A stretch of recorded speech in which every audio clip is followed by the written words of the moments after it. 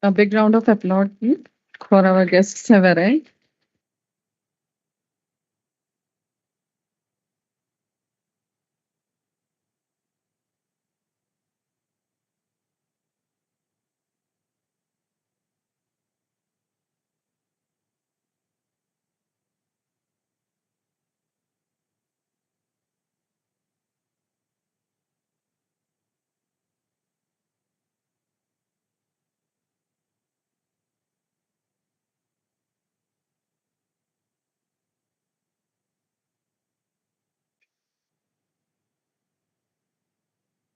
The Honorable Ma'am has also joined online.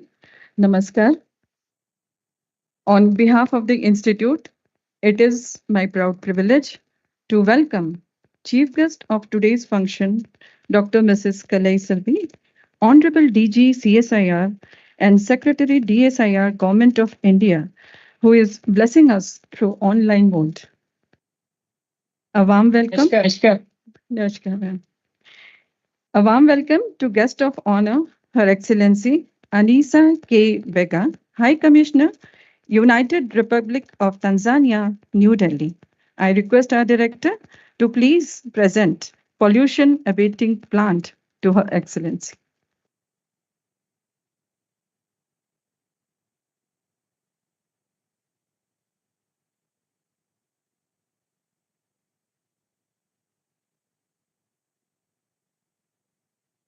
Warm welcome to keynote speaker, Professor Rekha S. Singhal, Head, Department of Food Engineering and Technology, Institute of Chemical Technology, Mumbai.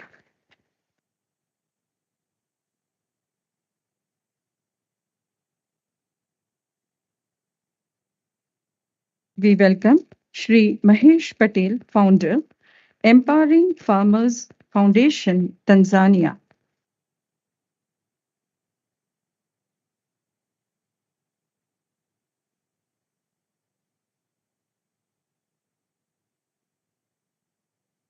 Thank you, sir. We welcome Dr. Ram Gopal Shukla, Empowering Farmers Foundation, Tanzania, along with the delegation.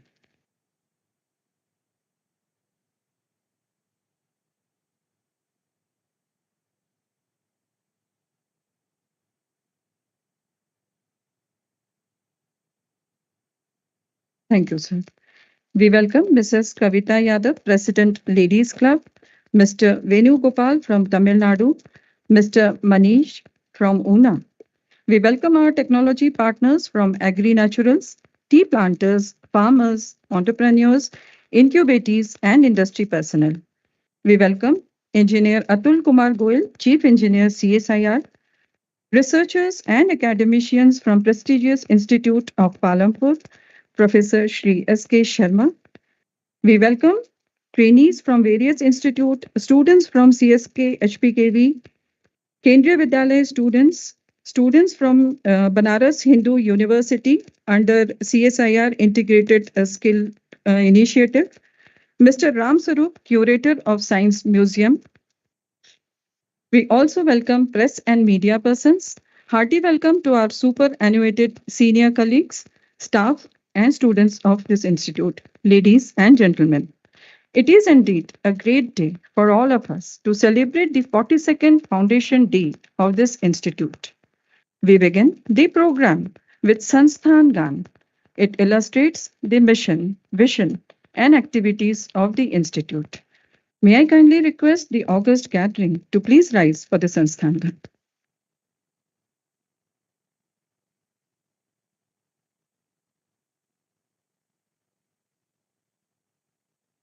हे हिमालय हम तेरे हैं प्रबुद्ध अन्वेषी हे हिमालय हम तेरे हैं प्रबुद्ध अन्वेषी जैव संपदा को तेरी सुरक्षित करते जाएंगे, सुरक्षित करते जाएंगे। आंचल से तेरे तख्त कर दिखलाएंगे, ज्ञान से अज्ञान तिमिर हम मिटाते जाएंगे, हम मिटाते जाएंगे। प्रौद्योगिकी से देश को स्वावलंबी बनाएंगे, अनुसंधान से जग में अर्थ विकास कराएंगे,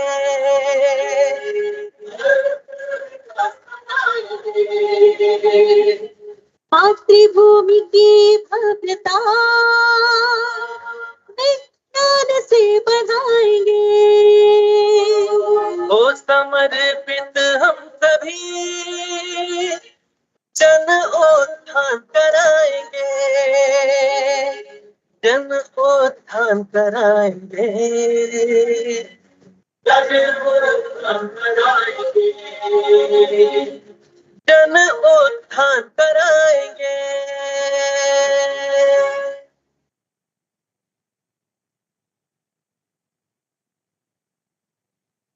Now, I kindly request Her Excellency Anisa K. Bhega to kindly come to dais, Professor Rekha S. Sangal, Shri Mahesh Patel ji, and Director Dr. Sudesh Kumar Yadav.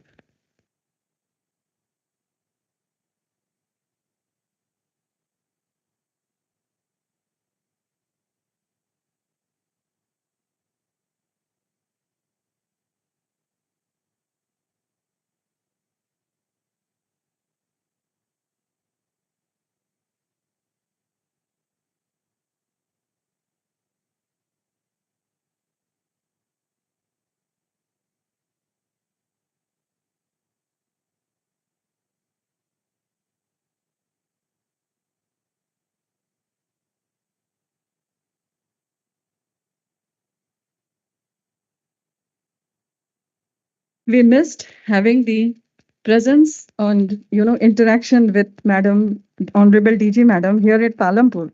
So we have to do certain inaugurations through online mode. So first, I request Honorable Ma'am to kindly inaugurate the newly constructed staff quarters. Ma'am, Yeah. should I Should I just just press the press the button? Yes, yes, please.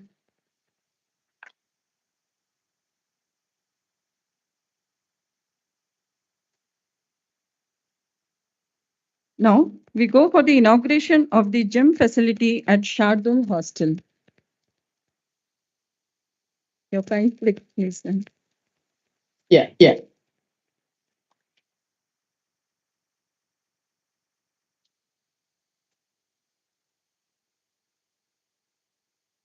We also have a very vibrant very vibrant exhibition from all our entrepreneurs and where we portray the technologies of our institute. We kindly request ma'am to inaugurate it. We'll just show you a clipping of it. Yes.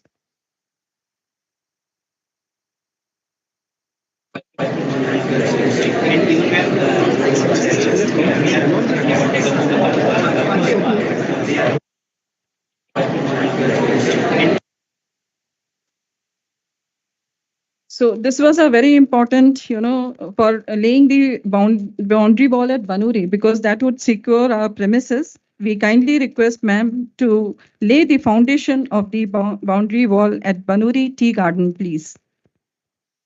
Extremely glad to do that. Yeah.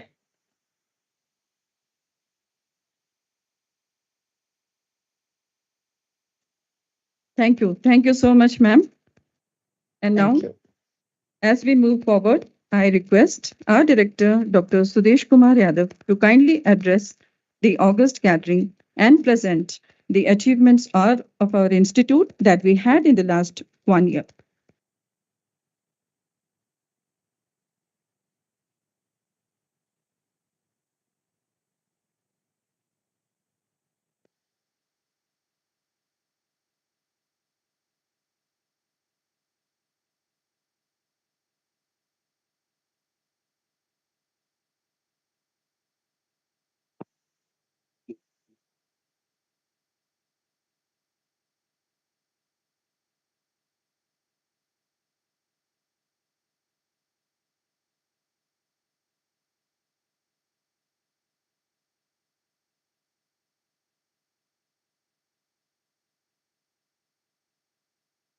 A very good afternoon to all of you.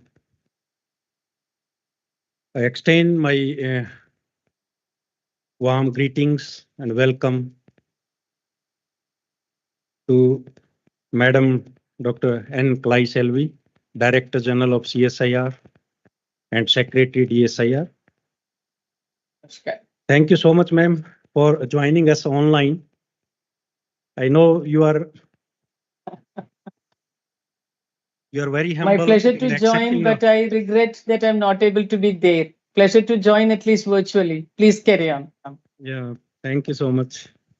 I also extend my warm welcome to Her Excellency Mrs. H.E. Anisa Mabaga, the High Commissioner of the United Republic of Tanzania. Thank you so much for giving us time and joining this gathering on this very important day of this institute, which is 42nd Foundation Day. Also extend warm welcome to Dr. Professor Rekha Singhal, who will deliver the Foundation Day lecture today. And I also extend warm welcome to Mr. Mahesh Ji, who is founder chairman of EFR Tanzania. Also extend my warm welcome to all the dignitaries who are sitting in the auditorium, my senior colleagues who are continuously supporting this organization. I am highly thankful to all of you, sir. I'm also grateful to all the scientists, professors, senior colleagues from the neighboring institutions, my students, dear friends, ladies and gentlemen. This is a historic day for IHBT, and I extend my greetings to all of you on 42nd Foundation Day of this institute. We are fortunate to have very known dignitaries on this occasion, and I'm fortunate that we could inaugurate several facilities today. For this, I am thankful to the Director General and also to Her Excellency, the High Commissioner of Tanzania.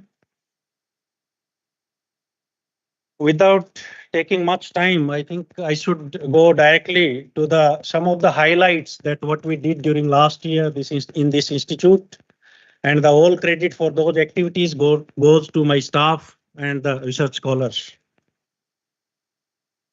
So this institute has a very strong vision to be a global leader on technologies for boosting bioeconomy through sustainable utilization of Himalayan bioresources. And we have a mission to discover, innovate, develop, disseminate the processes, products, technologies, and knowledge from Himalayan bioresources for society, industry, environment, and academia. We have been working on diverse kind of bioresources and developing technologies in different 5 areas: agrotechnology, biotechnology, chemical technology, dietetics, nutrition technology, and environment technology. And our ultimate aim is by using these technology to boost the bioeconomy of this country. Just a brief background that this institute was conceived by the then Punjab government, and it was proposed to establish a National Biological Research Institute in Palampur, and land was acquired by under RRL Jammu in 1978, and ultimately foundation stone of CSIR complex was laid on 2nd July 1983, and first coordinating director took over charge of this institute in 1984, and ultimately this institute was named in its present name, Institute of Himalayan Bioresource Technology. And we also established another lab at high altitude, which is Center for High Altitude Biology. And since Director Madam is here, I'm requesting to give some dedicated fund to run this lab. We have a 50 acre of land at this place, and we are actually nurturing plants in that regions of high altitude, which is not possible to grow them on the plain areas. So we are introducing those plants and making bioresources available through that facility. So we need a dedicated support on that facility. So this is the center. This is at high altitude, and we can have access of this facility for around 6 months or so, from April month till mid of October.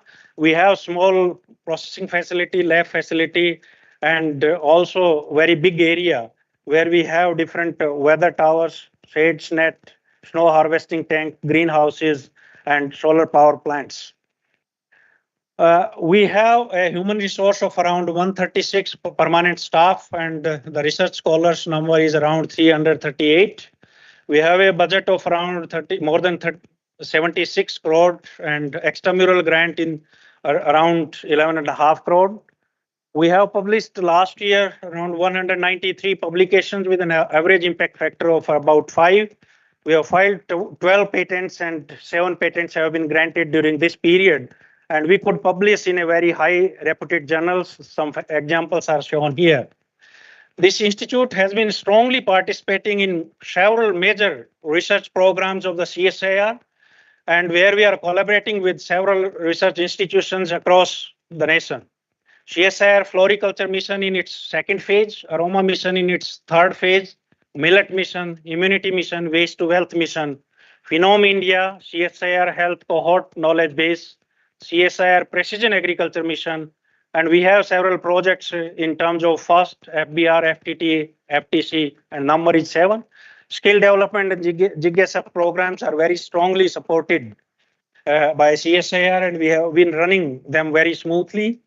Recently, we have been given the third phase of phytopharma missions, and we are also participating in 3 other important mission programs. One is specialty chemicals for industrial applications, fermentation scale up and technology development of lead industrial enzymes for biofuel, food, feed, agriculture, and vaccine applications.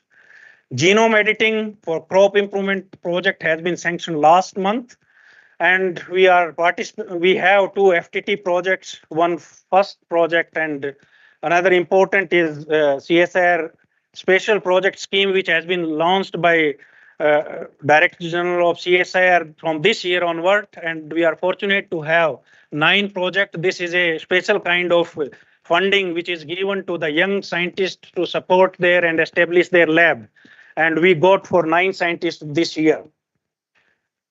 Under CSIR Floriculture Mission, if you see this graph, we are continuously increasing the area for their propagations, and we are continuously enhancing the income of those farmers we are actually engaged in these kind of activities. You might have seen in news, and the many people, around 1 lakh last year, have witnessed the success of tulip garden in this premises. This is one of the successful examples which has been appreciated at several platforms, and there are many more success stories around floriculture mission. Similarly, under aroma missions, the target area which we want to achieve in next 1.5 years is 4,500 hectares. We have almost reached around 4,000 hectare area.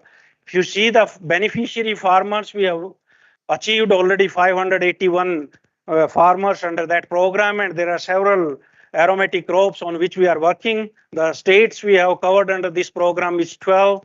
Distillation units have been installed at different places, 92. And the essential oil which is produced by using these crops is around 100 ton, and the revenue generated is more than 40 crores. So this is again under this mission.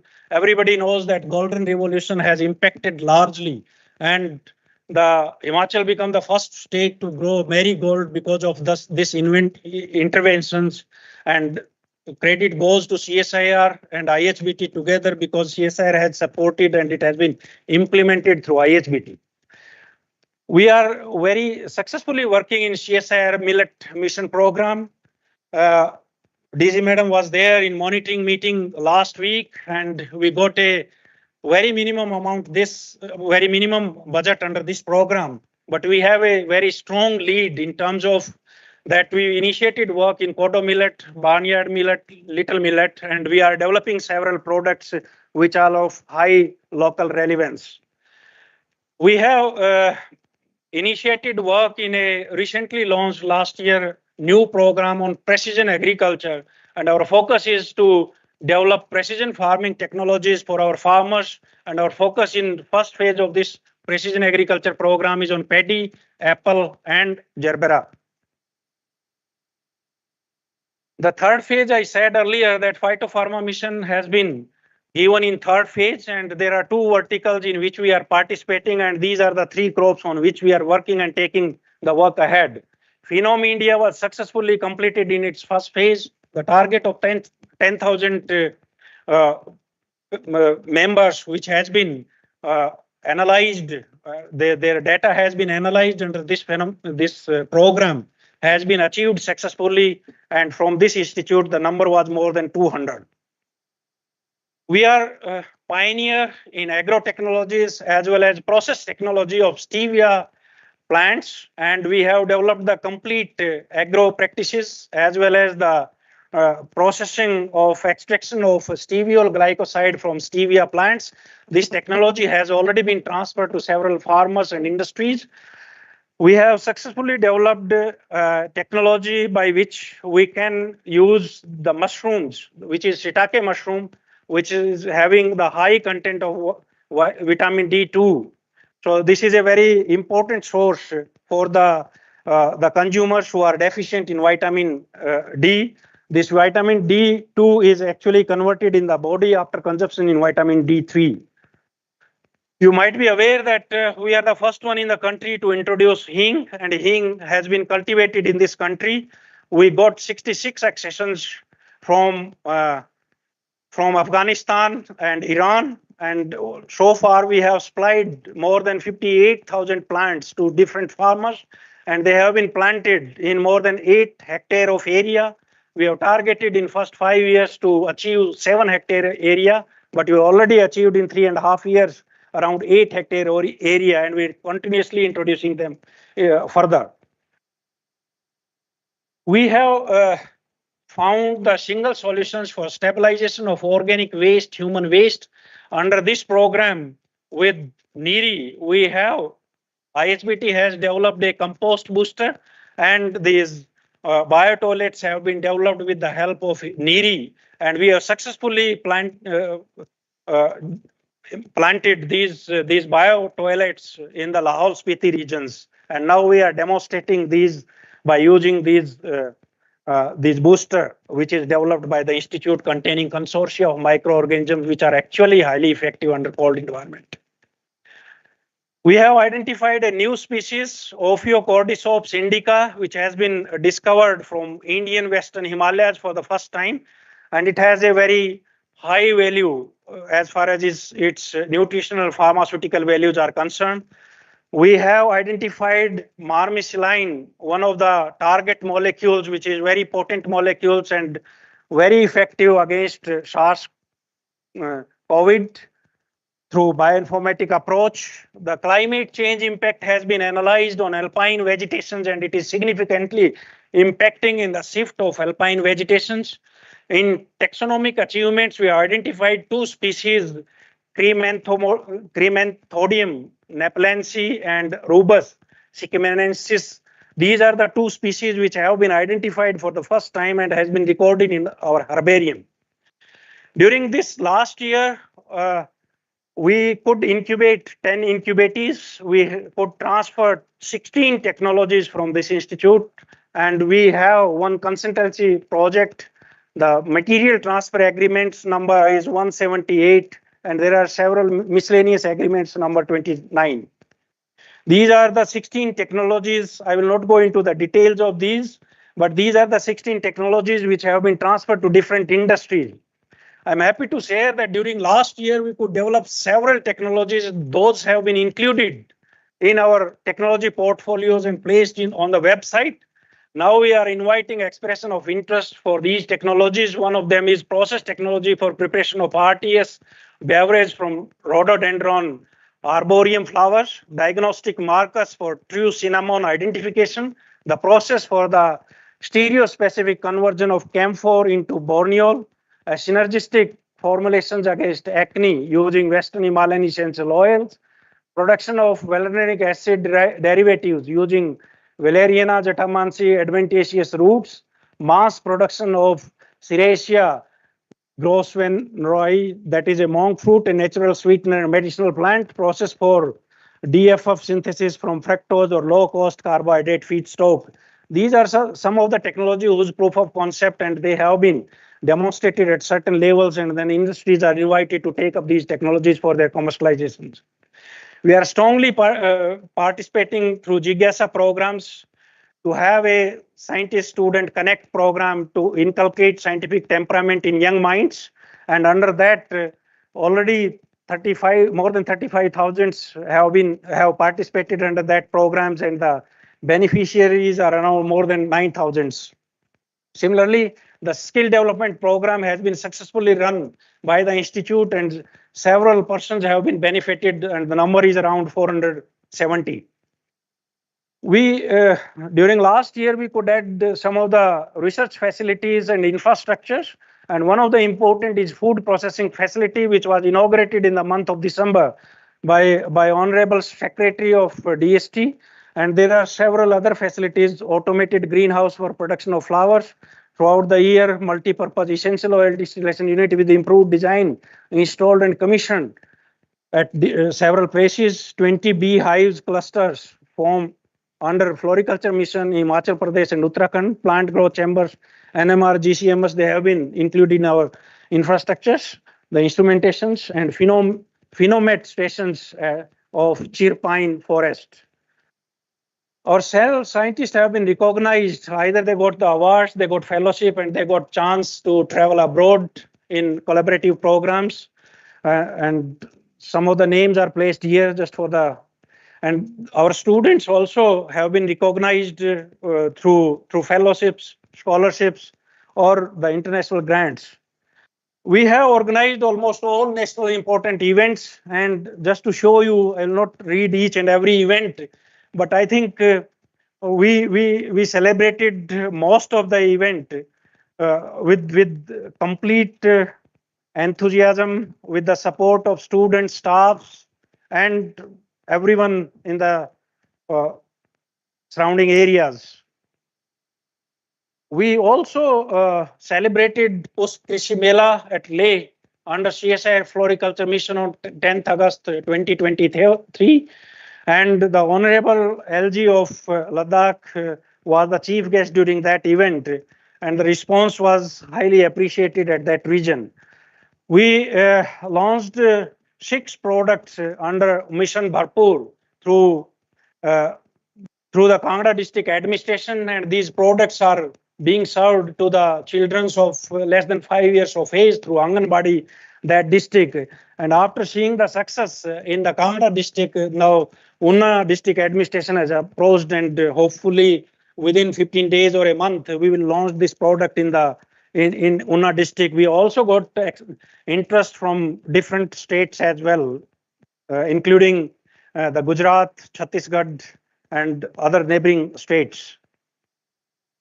IHBT has participated during last year in many exhibitions, and one of the important was during CSIR Foundation Day, which was celebrated, and one of our product was launched, and DG Madam was there in that program as well. The World Food India was also celebrated, and during that also we have placed our exhibitions, and several industries have expressed their interest in several of our products.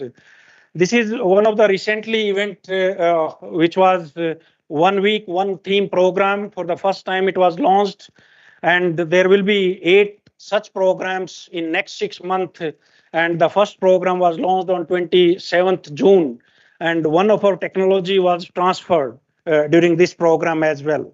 So these are some of the highlights of the institute which were performed during last year, and I am very grateful to all of you to listen patiently, and I'm confident that you will continuously giving us support and suggestions in furtherance of these research. Thank you so much.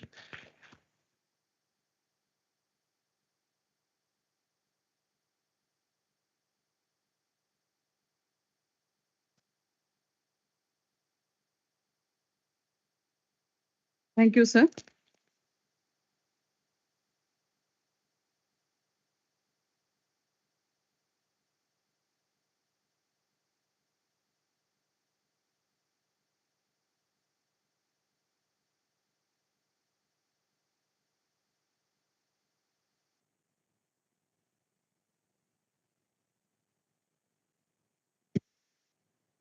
So, as I mentioned earlier, that today we have blessings of three highly acclaimed luminaries.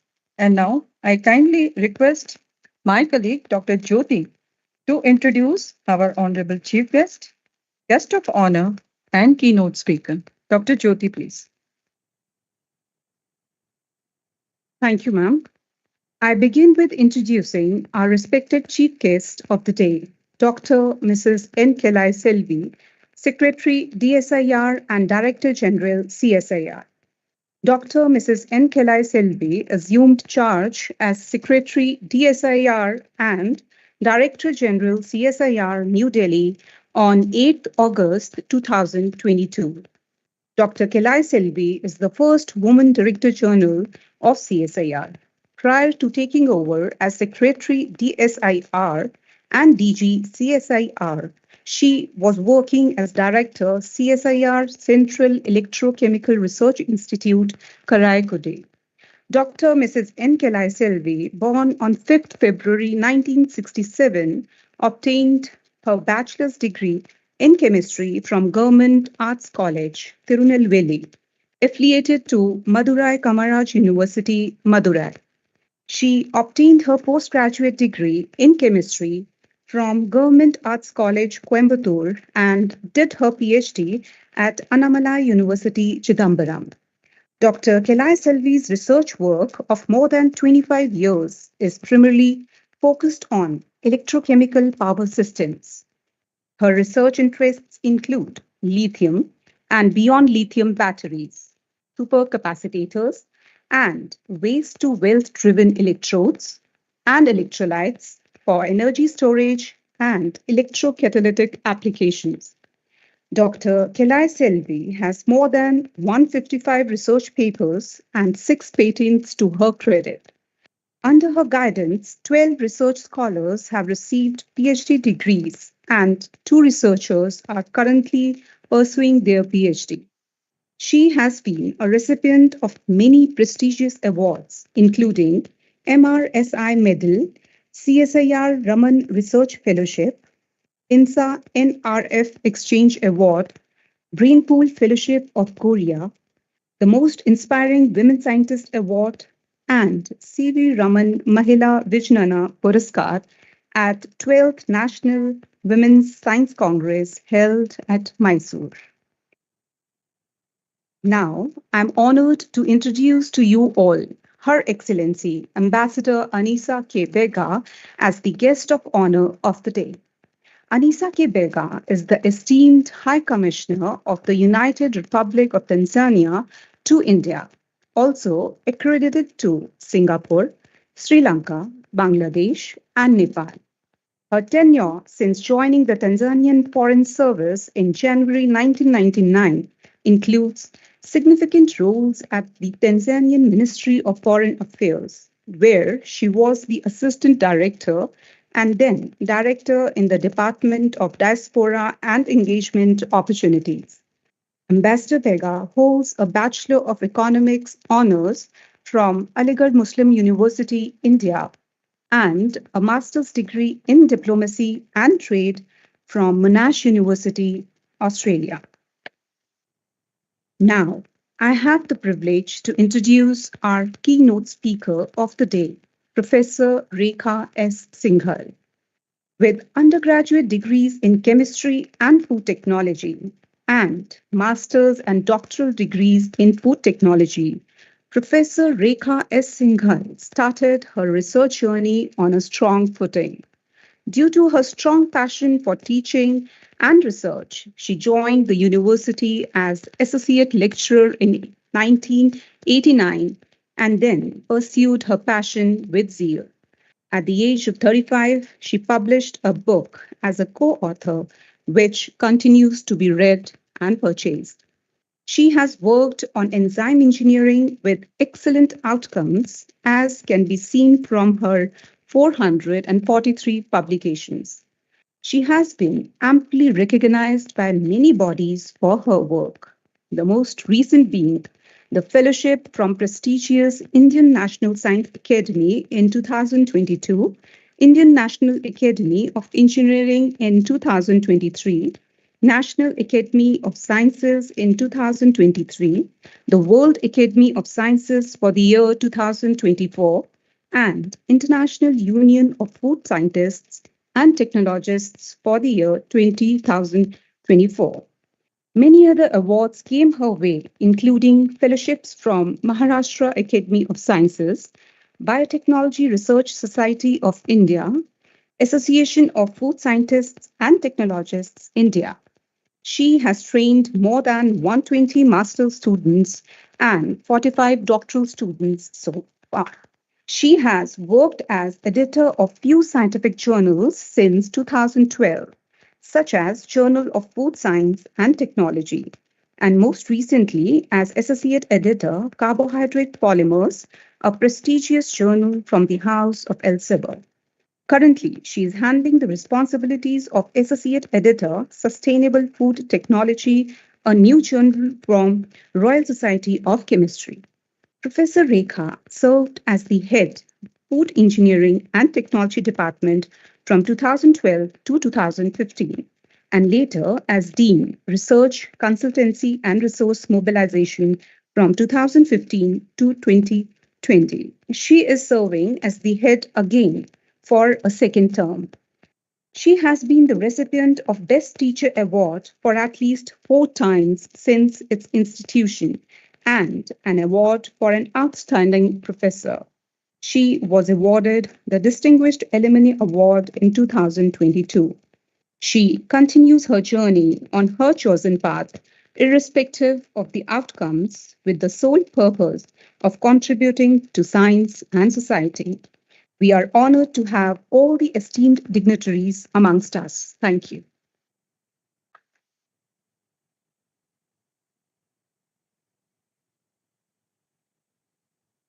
And now I kindly request Professor Rekha S. Singhal to deliver her keynote lecture, please.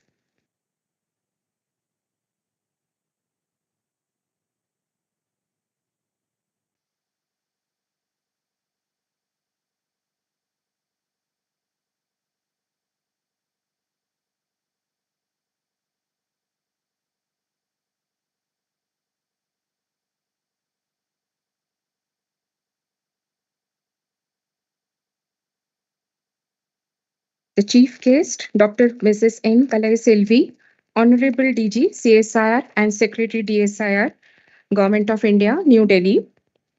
Guest of Honor, Ma'am Anisa K. Miga, High Commissioner of the United Republic of Tanzania, New Delhi. Dr. Sudesh Kumar Yadav, Director, CSIR-IHBT, Palampur. Shri Mahesh Patel, Founder, Empowering Farmers Foundation, Tanzania.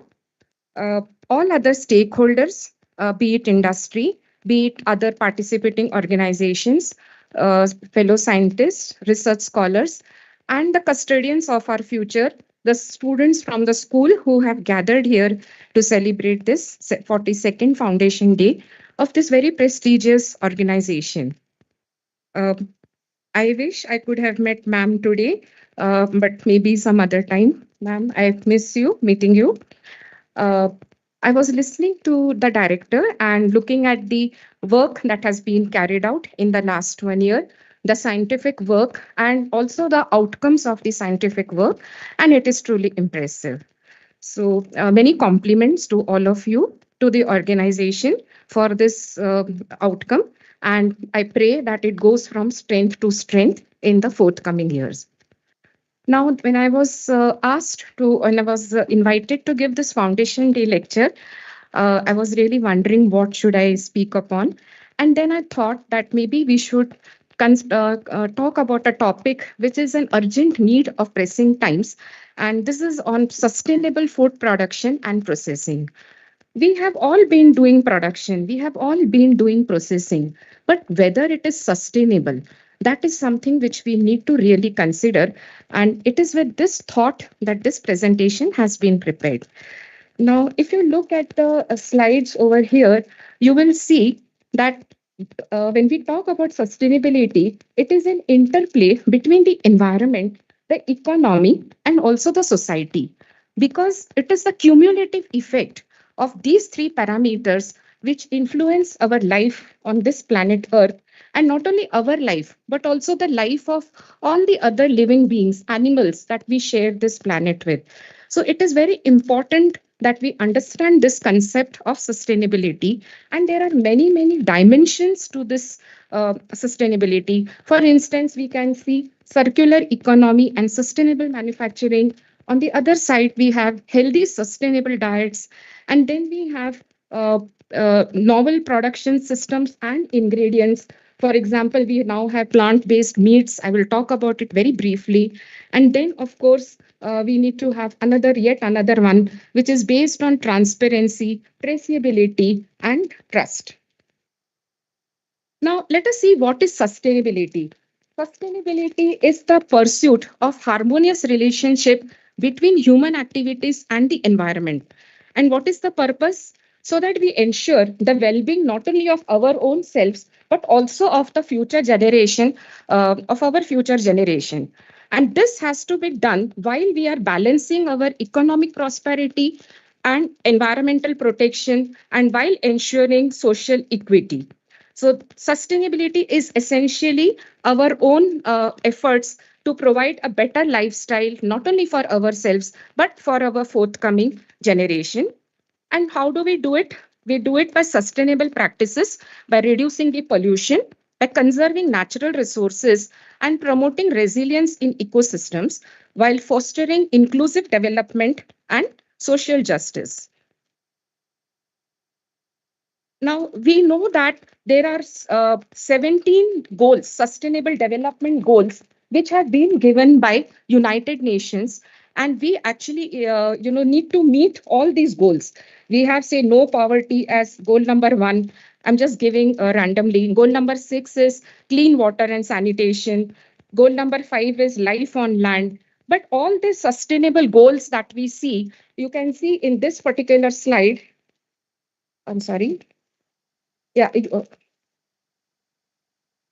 you can see that they are all interlinked: environment, society, and economy. For instance, if you look at economy, we have Sustainable Developmental Goal 1, which is no poverty, and there are others as well. In society, if you see, we have Sustainable Developmental Goal, which is number 2 and number 3, which is zero hunger and good health and well-being. And if you look at the outer circle, many of the sustainable development goals are here.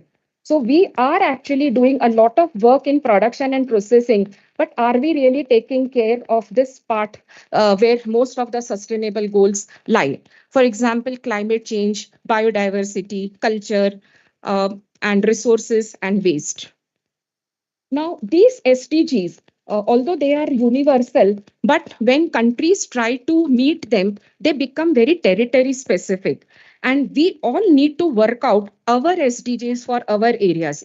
First, it is our country, and in the country, individually for other areas. To give an idea, look at this territorial agenda for SDGs in Europe. So they want balanced Europe, integration beyond borders, healthy environment, sustainable connections. But this is for Europe. And where do we stand? Where do we stand as a country stand in SDGs? So all the countries were mapped for how far are we meeting these goals, and we rank 120 out of 165. Now, this data was released on July 21, 2021, and we can see that we need to do a lot more work to improve our ranking. And for this, do we have an action plan? Apart from developing an action plan, we should also consider that there is a spillover to other countries as well as globally. And this is denoted by what is called as the spillover score. And to improve this index, we basically need to develop the culture of sustainability in our everyday life and everyday life. So with this small background, I have tried to develop a presentation where I'm going to, especially it is meant for school children and the youngsters, the global warming and its impact on our world, how the food gets connected with global warming. And in this context, how do we manage food production and processing sustainably, and I would also say responsibly. And then can we measure sustainability? Because we do a lot of work, but are we actually measuring it? So it is very important to measure it. And then finally, some concluding remarks or as food for thought for all of us. So let us look at global warming and its impact on the world. Now, we all know that there is a progressive increase in temperature. So if you look at 21,000 years, you can see the figure in blue. About 6,000 years, blue has become yellow. And by the end of this century, we can see what is the situation. So we are actually, there is a progressive increase in global warming. And why should we be worried about it? Because this increase in temperature is impacting climate change, and also this climate change has an impact on environment and human health. So for example, the sea levels are rising, there is a loss of biodiversity, then there are changes in agricultural practices, the severity of natural disasters has been on an increase. Apart from that, if you look at the human health, because of the extensive pollution, we can see that we see a lot of people, even students these days come and tell me, ma'am, don't tell us anything. We are undergoing depression. They don't even understand the meaning of the word depression. But then, is it the environment which is playing on them? Or is it the situation as it exists in life today? But nevertheless, mental health has actually increased over what it was about, say, 20 years back when I was a student. The infectious diseases have increased, and so has malnutrition and heat related illnesses. Now, if we look at a 4 degree centigrade rise in temperature, what are the consequences? So there is a warmer water and flooding, which will increase the exposure to diseases in drinking and recreational water. There is a pollution and pollen seasons will increase, and that could lead to allergies and asthma, which we are experiencing in these times.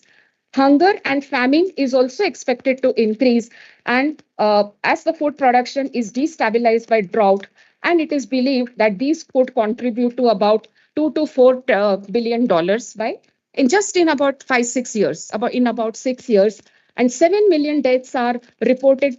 Possibilities are there simply by air pollution. On the other hand, if you look at the number of people, there could be around 250,000 deaths from diseases by 2030, and mainly due to malaria, malnutrition, diarrhea, and heat stress. So these are all related to climate change. Now, again, this is mainly for students. I'm sure the scientists know about it. So essentially, what is causing global warming? Now, without going too much into details, I would just say that it is essentially caused by an increase in the emission of greenhouse gases. These greenhouse gases are actually a result of man-made activities like burning of the fuel, deforestation, intensive agriculture, and the cause of increase of greenhouse gases. These are the causes of increase of GHGs in the atmosphere. Now, why is this greenhouse gas? What is meant by greenhouse gas? So essentially for the students, you will see that these greenhouse gases are mainly carbon dioxide, which comes from fossil fuel combustion and coal and crude oil. Then we have methane, which comes from practices like agriculture, landfills, natural gas systems. Nitrous oxide, again from agricultural soil management, cars. And then we have perfluorocarbons, which are coming from aluminum production. And then we have sulfur hexafluoride, which comes from electrical transmission. And we have another one, which is hydrofluorocarbons, which is actually a product coming from semiconductor manufacturing. Now, while India is actually interested or on the path to manufacture semiconductors, we should really also factor in this parameter so as not to really play with sustainability. Right now we do not have it, but eventually it is bound to be there. And why we should be concerned about it? Because you can see that these independent greenhouse gases, their contributions, that the percentage wages may be different. For example, CO2 is 65%. Then if you see methane is about 20%. But it is not just the volume. It is the global warming potential of these gases, which is vastly different. For example, if you look at carbon dioxide, against this, if the global warming potential is 1, Methane is about 21 times higher in terms of global warming potential.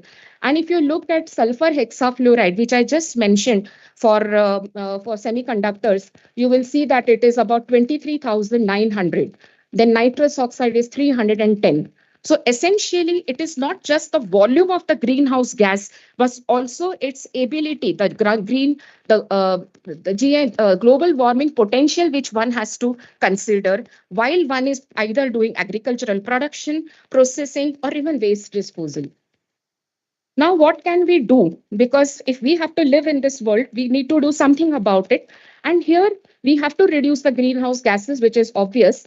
Apart from many options that we have, one of them is promoting sustainable agriculture. Okay. Now, let me come to how does food and global warming get connected? Now, if you look at this slide, you will see that there is a reciprocal relationship between food systems and climate change. And you will see that with the progress of time, there are many problems that we face in these food systems. For example, heat, drought, rainfall, storms, floods, then impaired quality and safety of foods. It starts with short term, and eventually you will find that there is an increase in greenhouse gases, toxins are their energy issues are there.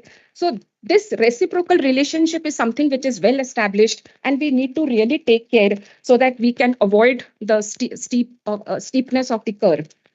And this greenhouse gases throughout the supply chain, whether it is use of land, farm level, processing, transportation, and packaging, from farm to fork, at each of these steps, there is a generation of greenhouse gases. Okay.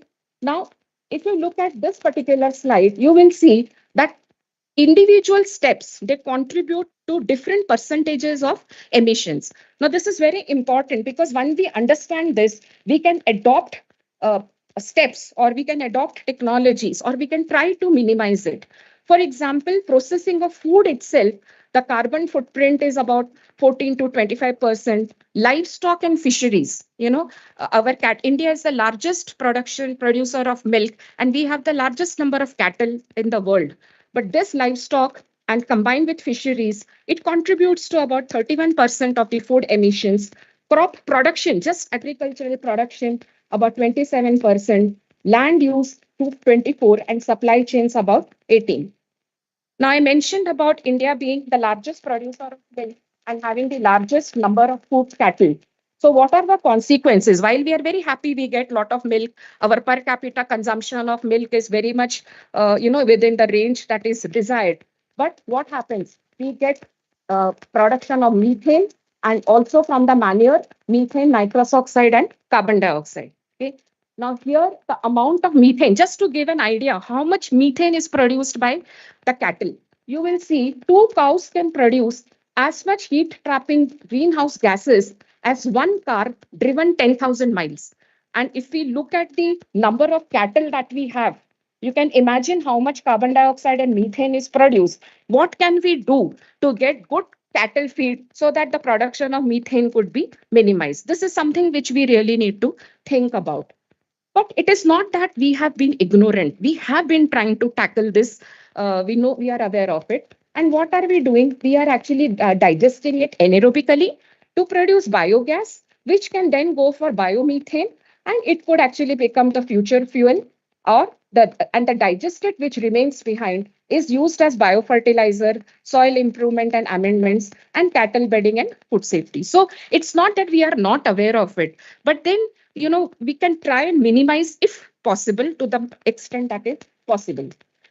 Now, again, this slide was typically prepared for school children. We see the volume of dung given by cows. But if you have an elephant, which is a herbivorous animal, and every elephant consumes a minimum of 100 kg food and 100 liters of water, which is a normal one, and there are some, I would say, greedier ones, which would consume much more. So you can imagine the volume of dung and what people have done with this.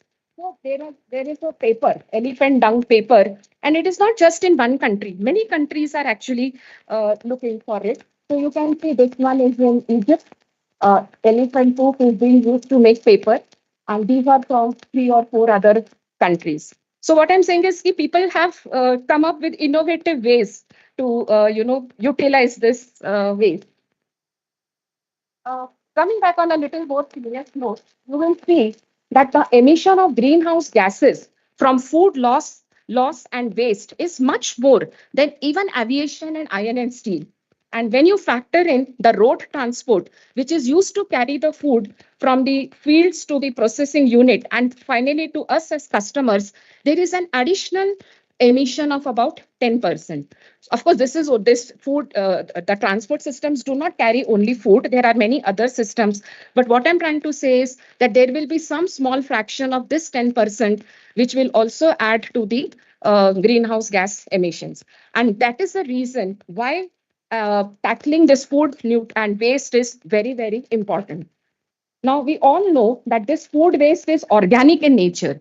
And because of its organic nature, it can actually again be converted into methane and carbon dioxide, causing climate change. And there will be a leachate which will contaminate the river and groundwater. So food waste, being organic in nature, negatively impacts the environment. So it is very important that we understand it and we try to minimize it. Now, why again? Because we have to be very cautious of our sustainability development goals. And here you see that food waste has a very big opportunity towards sustainable goals. If we are able to tackle this food waste, we can actually fulfill some of these goals. Okay? For example, climate action, life on land, reduced inequalities, zero hunger, there is a potential. But if we are able to look at it as a resource rather than as a waste. Now, the volume of this food waste, if food loss and waste were a country, it would be the third biggest source of greenhouse gas emissions. So consider this as a country, and it is a third largest emission of greenhouse gases.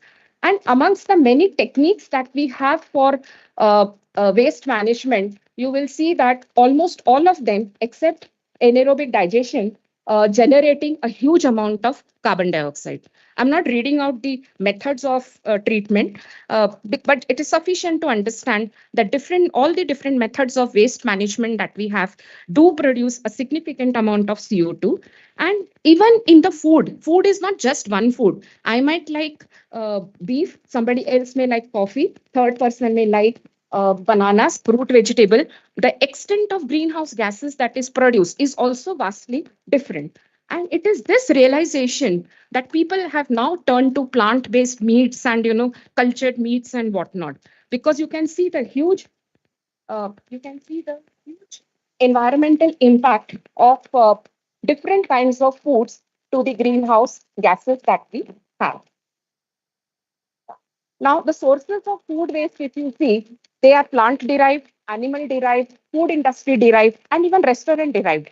We have so many social functions, and we are a foodie. As a country, we are foodie. We enjoy food, and sometimes the food production is in much higher amounts than we can actually consume, and these wastes are there.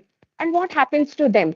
They become a global concern. They become a source of contaminants. But at the same time, there are sustainable options.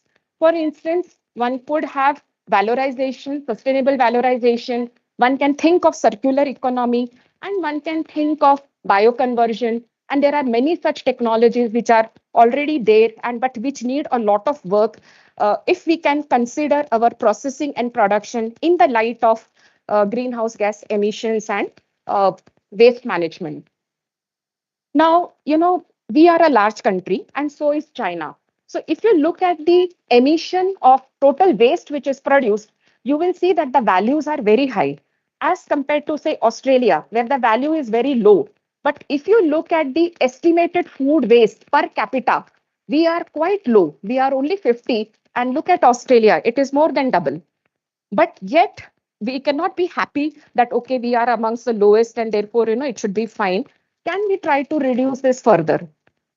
Both the total food waste which is produced per year and also the estimated food waste, the per capita waste that is generated, there is a scope to reduce it. Now, how do we manage it sustainably? and food processing and production sustainably. Now, before we come to this topic, we have to understand that food production cannot be considered in its as a unit because there is a nexus which exists between water, energy, and food. Okay? Unless we tackle water and energy, we cannot really have sustainable food processing. So our scope of work cannot be restricted only to food production and processing. It has to consider the water as well as the energy. Now, for example, we this and all these factors put together have an influence on climate change as well as social change. Now, you can see you need water for energy. You also need energy for water. On the other hand, you also need water for food. Then here you'll have energy for food and food for energy. So there is a very strong nexus which connects all of it. And unless we understand this nexus, we really will not be able to, grow our food sustainably. uh, Now, if you look at how to have sustainable production, it has to be addressed at all levels from farm to fork. First of all, the production has to be sustainable, processing and distribution has to be sustainable, and you and me can contribute to sustainable food consumption. We purchase and eat only as much as we can. And then, of course, food loss and waste could be prevented. Now, this recognition has the food waste contributes to climate change. People have now realized that it is a reality, and this has led to a lot of food innovation technologies. Okay. So we have effects of climate change. Then there are developments. Non-thermal technologies have come up in a big way, and there are many other approaches which are being addressed. Of course, there is a need for legal framework to accommodate these happening. Now, what is, I have been talking about circular economy, but what it is. So if you look at linear economy, you will see take the food, make it, use it, whatever is left behind, dispose it. This is linear economy. In circular economy, we make the food, we use it. If it is remaining, we return it, we recycle it. After recycling, we again reuse it and make it. So it moves in cycles. Now, this linear and circular economy today has now come to circular bioeconomy. And this circular bioeconomy can actually take care of 5 sustainable goals. So circular economy need not necessarily be bio-based, but if it can be made bio-based, it is even better. Now, this increased circularity that we see, whether it is in textiles or whether it is in energy or whether it is in food, you will see that it will have reduced negative outcomes on waste, climate change, biodiversity, and of course, overexploitation of natural resources. And these together can directly support 2 sustainability goals directly. And here you have 7 goals which can be supported indirectly. So it becomes therefore very necessary for all of us to look into this aspect of research. Now, if you look at the hierarchy, suppose we have a lot of food waste, we know we have multiple technologies. What should be our first choice? Our first choice should be hydrothermal carbonization and green extraction of bioactive molecules. For example, we have orange peels, mango peels, and there are many bioactive compounds which can be extracted. I was seeing, a lot of extraction of essential oils from many of the sources, and they are indeed appreciated. But what happens to the biomass that is left behind? These essential oils will only comprise about maximum 1 to 2% of the total biomass. What do we do with the remaining 95 or 98%? Do we think about it? So it is not just necessary to have sustainable production, but also valorization of the waste which is generated. Then fermentation technology through enzymes, biofuel and ethanol production. And last choice should be composting and animal feeding. So this is supposed to be a better hierarchy for food waste management. And now we have a concept called as integrated waste biorefinery. And here this is actually centered by 3 arms. You can see technical innovations, then sustainable systems and economic growth, and then biomass resourcing and valorization. So it is not just necessary for us to have waste biorefinery, but we need to have integrated waste biorefinery addressing all these 3 pillars. Now, because of paucity of time, I may not be able to explain each one, but if you just look at the technical innovation, You have algal biorefineries, then biorefineries for which AI and predictive models, nanotechnology, bioenergy, resource optimization, these are all areas which can go into technical innovations for addressing integrated waste biorefinery, and so on and so forth for the other two pillars of integrated biorefinery. Now, this is again a case where you see towards zero waste. Now, this is a very common term which we see in industrial practice, zero waste. So, what do we mean by zero waste? So, you will see that the food waste and agricultural waste can actually be utilized for multiple purpose. You can see reduced waste generation, energy generation, recycling, and finally it leads to zero waste. There can be multiple techniques. You can have pre-treatments, mix food waste and agricultural waste, go for anaerobic digestion, and then, of course, use the digestate for soil amendment and the gases for biogas, and so on and so forth. You can use them for cooking, which we are already doing.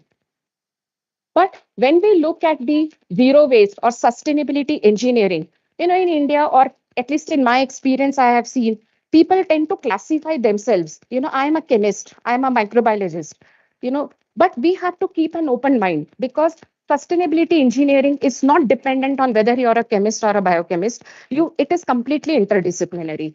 To give you an idea, for example, you need biology and ecology for treatment of algal biomass. But if you have to use this algal biomass sustainably, you need to have engineering. You need to understand the concept of biorefinery, the scale up concepts which are there, and then go for biofuels, bioproducts, or bioenergy. And this can only be done if you understand what is mass and energy balance, you understand what is the conversion process, you understand how to assess whether the process that you have developed is sustainable. So, unfortunately, I see very rarely people are trying to assess the sustainability of the process. What are the waste streams which are being discharged? What are we doing to them? What are their consequences? So it becomes very essential. Now, this is again for the students particularly. We have started with NEP. I'm not sure whether it has started here, but we have to look at academic work in a multidimensional manner. For example, if you have a realistic depiction of future climates, it will help you to understand what is physiology, effect on phenomics, the yield of biomass, the nutritional quality, and all this will help you to understand the climate change impact on food security. So again, you need to have a multidimensional approach. I cannot say that I'm a nutrition person. I don't understand physiology. I don't understand omics. We have to evolve and we have to become multidimensional in our approach. Now, this is again something which I think we can, as a community, do it. Maybe it was done at the village level to a certain extent, but as we have evolved, I believe some of these practices have vanished. So we have integrated farming systems, where crop husbandry, horticulture, aquaculture, sericulture, they can actually take care of waste from one unit becomes a resource for the another one. I'll just give you one example. You have rice field and aquaculture. So you will see from this rice field, the circulating water, the irrigation water from the rice field goes to the aqua pond or trench, and the circulating water can go back to the rice field. And like this, you can have many such integrated systems are there within these two systems. And like this, we can have n number of crops because these systems are crop specific, and the integrated system which you use, it will have its own specificities. So n number of crops, m number of systems, you have n to the power m or m to the power n possibilities, which each of which needs to be worked out. Now, all this has led to what we call as the food transformation systems. We need to transform our food systems effectively so that we can cope with the climate change. We can have healthy and sustainable food consumption patterns. There can be renaissance of rural territories, viability and sustainability of ecosystems. And in this process, we take care of almost all the sustainable development goals. Now here, if you see these food system transformations, there are plenty of drivers and there are impacts. So impacts are essentially on environment, sustainable management of water resources. And you will see there is reduction in greenhouse gas emissions, reduction of losses and wastage, and sustainable food consumption. So this system of food systems transformation, this is something which we need to understand at a far deeper level so that we can improve our index from 120. At least let us come in double digits, if not in the, let us not remain in triple digits as we are existing today. While we do all this, while we do all possible things to take care of the waste, we should not forget that we have to take care of ourselves first. So human health is very important, and therefore we have to manage the food safety risks while we are addressing the environmental impact in the era of climate change. Now, for example, if you see cereal production stage, product manufacturing stages, they can lead to a lot of issues: particulate matter, human toxicity, climate change. All these need to be first understood and monitored, and then one should go for it. So there is a large scale need for understanding these aspects. I think I will skip this. Okay, I spoke about zero waste. So is zero waste only an academic term, or is it really applicable to the industry?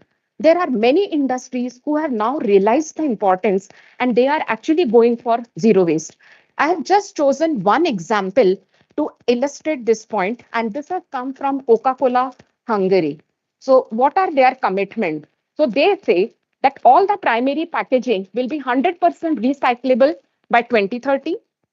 Then they will try to use 50% recycled plastic to produce PET bottles, at least up to the extent of 50%. And uh, up in by 2030, they have committed to the 100% collection of the waste quantity of beverage bottles. So there are industries who are waking up to this concept of zero waste, and they are trying to do their part seriously and responsibly. And we have a huge role to play in developing this kind of a mindset within our academicians and through our academicians to the industry and other stakeholders too. Now, this is just one slide where I'm trying to cover, because it is from farm to fork, farm to plate. So can we have zero economy at all the stages, right from agriculture, post-harvest, processing, distribution, consumption? We see that there are wastes which are happening, and all these can be tackled through mechanical chemical conversion, thermal conversion, bioconversion. Through these techniques, what can we get? We can get cropping inputs, industrial products, high value products, feed, as well as food. Now, in the foods, also you will see we have rescued foods. Then you have reprocessed food, insects. There was a case where I was reading where bread, actually, it was a work from a European country. The bread which is left behind now becomes the carbon source for a fermentative production of some biomolecules. So that becomes like an example of reprocessed foods or rescued food. Now, towards the end, I would say, what is the future of food and farming by 2050? So it is projected that by 2050, climate impacts on food security will be unmistakable. We are going to increase to 9 billion people on this planet, and most of them will be living in cities. Okay, and there will be a demand for food. And these widespread impacts on food and farming are highly likely to, you will see the yields of fisheries in the tropic are expected to reduce by 40%. In the high altitude, it is expected to increase by 30 to 70%. There is also a projection of average declining yields for 8 major crops, particularly in Africa and South Asia. We are all in South Asia, so we need to be seriously be worried about it. And you will see over here, heat and water may pass critical thresholds. So water cycles will be very different and less predictable. Sea levels will continue to rise. Glaciers will continue to melt, and there will be changes in the groundwater and river flows. So what do? We will need major innovations in how we eat and how we farm. And in this case, I would say to cope with climate changes, we have to consider completely different diets. And I think we are waking up. Plant-based diets are now being actually projected to replace animal meat. Then shifting the production areas for farming, for familiar crops, livestock, and fisheries. New approaches to manage waste, water, and energy. Because as I said, food cannot be considered alone in its, it has to be considered with water and energy. And we have to restore our degraded farmlands and wetlands as well as forests. The future of the factory of the future has to be, it's not will be, we have no option. It has to be zero waste. Are we prepared for it? Are we aware of it? So it is very important that we have to develop a mindset of zero waste. If I need a glass of water, I can just take half a glass because I know I'll be able to take half a glass. Why should I take one full glass and waste half of it? In our daily life, we have to develop this kind of a mindset. And we can achieve this only through two ways. One is technology and the other is optimization. We also should remember that we are using packaging. While packaging is very important, but are we doing over packaging in some cases? I was reading some, I think, WhatsApp clip, because now our WhatsApp university is one of our sources of information. And there was in Europe, I think in Denmark, there was a case where why do we need to, package toothpastes, in cardboard packaging? The cardboard packaging doesn't serve any purpose. So are we doing over packaging? We really need to consider those aspects as well, because packaging related food losses and waste also should be looked at from the point of view of circular packaging. That means, can you reuse it again, and also renewable energy flow. So packaging cannot be separated out from food production and processing. Measuring sustainability, as I said, environmental footprint has to take care of carbon footprint, energy, nitrogen, and water footprint. And for all these footprints, there are various activities, as you can see over here. Again, I think I'm overshooting my time, so I won't go too much into it. But all of them are ultimately connected with water, food, and energy. And these prints need to be monitored. Now, this is a very busy kind of a slide, but I just want to emphasize that you can monitor carbon or greenhouse gas footprints. You can measure the green water footprint, blue water footprint, phosphorus footprint, nitrogen footprint, and they all have different names: gray water footprint, blue water, green water. You can measure all of these. And once you measure it, then you develop a new process. You can evaluate whether there is an improvement in the sustainability. So this is what is required these days. And this can be done by techniques called as life cycle analysis. It's not only important for food, but for all other materials. And this actually is very important because you can see that it will have environmental metrics are the parameters through which it is done. And it can quantify climate change, ionizing radiation, particulate matter, eutrophication. And who benefits? If I tell you, or if I tell myself that we need to do this life cycle analysis urgently, and also to see whether we are contributing it to positively, who are the beneficiaries? You will see the beneficiaries are product development and research and development, supply chain management, executive level and strategic management. All of us benefit. We are a part of the system, and all of us benefit. People are aware of sustainable agriculture, and there have been various milestones right from 1940s. And if you see, by 2020s, people have understood that we need to have regenerative agriculture. We have to restore soil health, biodiversity, and ecosystem balance. It has gone through various stages. The slides are here. One can always have a look at it later on. And in this context, precision agriculture, I think somebody mentioned about precision agriculture. It is actually coming up in a very big way. And what is this precision agriculture? You will see applying the right amount at the right time to the right place at the right time and in the right manner. It is also known as site-specific crop management, and it is used in both crop and livestock production. And when we talk about precision farming, we actually have to go for other interdisciplinary areas. For example, Internet of Things, artificial intelligence, machine learning. And this is an example where you can see the top 7 use cases of precision farming using Internet of Things. So this is required for crop management, soil health, greenhouse gas, drone monitoring, pest management, weather monitoring, and smart irrigation. can we actually, do this in a more detailed manner? Now, this is again for school children who are very fond of drones, robots. Can now here, unless computer scientists and agriculture people and food people come together, this cannot develop. So, drones, robots, and precision farming for sustainable agriculture is the need of the day, is the need of future, and we all need to come together. But for this is another one, urban agriculture. Now, this has again picked up in a very, very big way. And, it is one of the sustainable agricultural practices, which actually can be done very much in India. This is a more detailed version, but I think almost all of us grow on food on our terrace, but it can be done much in a much more intensive manner and deserves attention. And then, of course, we have approaches for food processing and packaging. We have green processing technologies, edible packaging, edible coatings for reducing food losses. And all of these can address the climate change, the climate change parameters which have been put down by United Nations. Now, finally, what can you do or what can I do to reduce our carbon footprint? So we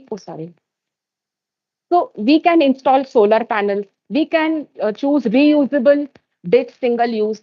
We can have reduce our food waste. We can walk more. Instead of four people traveling in four cars, can four people come into one car and go ahead? Can we replace halogen bulbs? Can we shop secondhand? Now there is a big thing that is happening where reused clothes are actually being completely converted into new products. So there is a big technology which is happening, and this would contribute to a certain extent. And why do we need it? Because we have to remember our rank is still 120 out of 165. And it is children, it is all of us. We have to improve this and at least come in double digits as soon as we possibly can. Concludingly, in concluding remarks, I would say that climate change and global warming need attention from academia and industry as well as policymakers. Sustainability evaluation and LCA, it has to be an integral part of research. I have been on various committees monitoring various projects, and this is something I have always been telling. Please try to understand this. You have a very good technology, but what is it doing to the environment? What is it doing to you? So, sustainability evaluation and LCA should become an integral part of research. We need to develop a mindset of integrated and multidisciplinary approach. We cannot restrict ourselves to our faculty where we have obtained our PhD or master's from. And innovative thinking to change processes and products. I have put one comment over there because I and Dr. Yadav are on one committee and I have been pressing this issue. We have so many edible oil processing plants, and we know that the oilseed meals are very good sources of proteins, but we are not using them properly. Why? Because they get contaminated with fungal and they produce aflatoxins, and because of which they are not being used either for animal feed, and it is simply sort of almost wasted away. Now, can these processing units become oil and protein producing units? So this is where your innovation comes in. Can you evaluate sustainable processes rationally? Can you make circular economy and zero waste a way of life? Can we inculcate the concept of sustainability in young minds? Can they track their own footprint, carbon footprint? There are a lot of videos. Unfortunately, I didn't get time to locate, but there are exercises. School children are being given projects. You monitor your own carbon footprint. We have to start from there. And once that mindset is inculcated, I think it will go a very long way in reducing our or bringing down our rank. And finally, I would say that, the food waste, I couldn't reach the fridge. And therefore, the food's wastage is there and spoilage is there. On the other hand, if you see, I spend too much time. So if you keep it also for too long, it will be wasted. If you don't keep it, then also it is going to be wasted. So one has to actually have a balance. And if you see over here, if we keep throwing the waste like this, food waste, tomorrow this world will throw us into the same dustbin where we are currently throwing our food. So if we want to prevent this from happening, we have to prevent this. This is actually realistic. It's not imagination. And what do we do for that? We have to get involved. We have to cut down our waste. We have to boost our economy, reduce the hunger, and we have to help the planet. You know. And finally, I would say that this topic I chose because as it was said in the introduction, I'm working as an associate editor with a journal called as Sustainable Food Technology. And why this journal was established in the first place? Because this is an urgent need of present times. So you will see that it is this work on sustainability demands efforts from both academia and industry. So with these few words, I thank you very much for giving me this opportunity. I'm indeed honored. I'm indeed honored and privileged to be a part of this function. And again, I offer my prayers and best wishes to this organization, to all the stakeholders. And I hope that this institute and the stakeholder will help us in bringing about sustainability in food production, processing, and not just in food production and processing, but also in the energy and water, because as I said, that it is a nexus. Thank you so much and namaskar to everyone. Thank you. Thanks.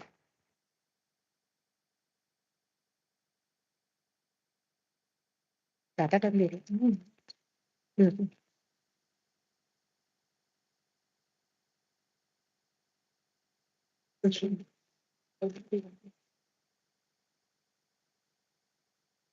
In case anybody has any questions, they are please free to interact for a few minutes. Ma'am has touched on very important topic, that is sustainable production, valorization, biorefining, and the future of sustainable production, food production, and how we can actually reduce the carbon footprint, which is very important. And all these topics were so closely actually aligned to our institutional mandate. So forum is open now. Just one or two questions.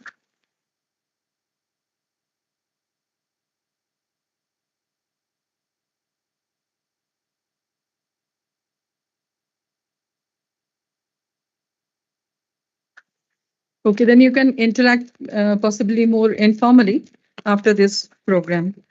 So as we move forward.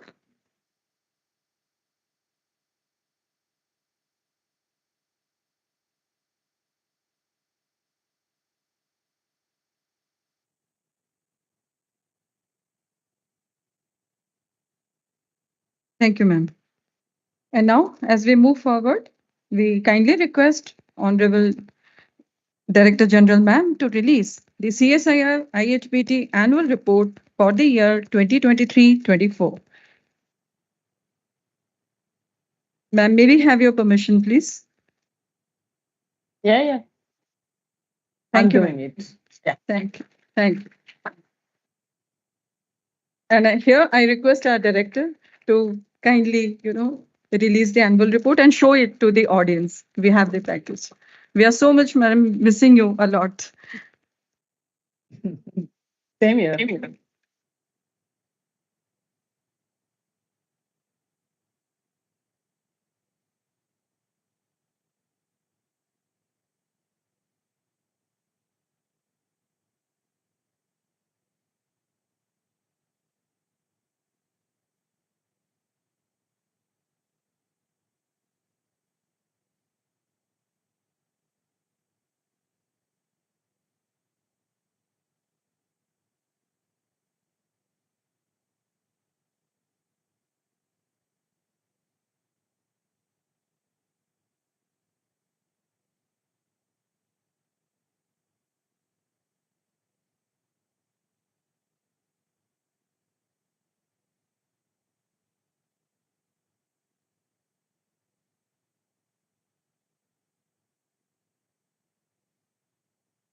On this occasion, we also request ma'am to release the 42 success stories of CSIR IHBT.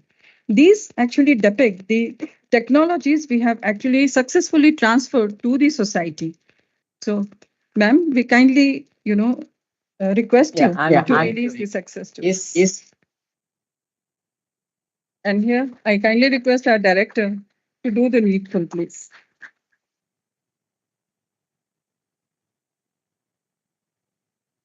This was actually motivated by the Research Council of IHBT. They wanted us that by we complete the 41st Foundation Day, we should have the technologies which has been transferred to the society successfully should be published in form of a book. It's a good It's a idea. good idea.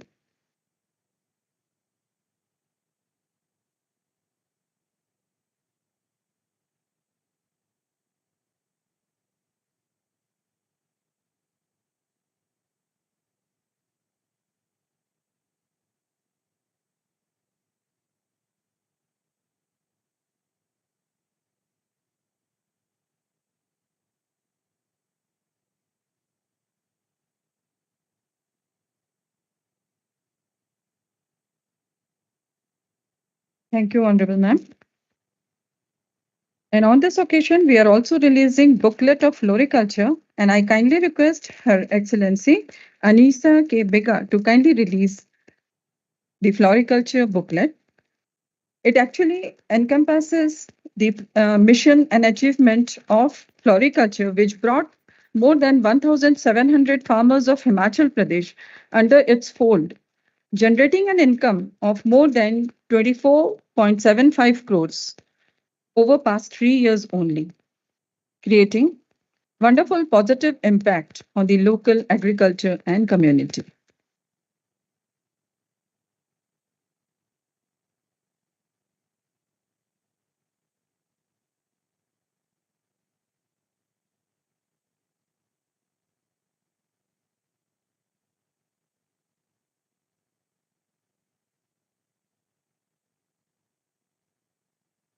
Further, we are releasing a technical folder on Hypericum perforatum.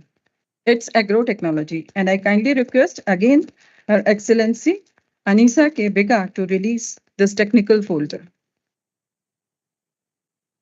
This technical folder will be useful for industrialists, farmers, students, startups, and entrepreneurs. This particular plant is of medicinal importance and use for depression management.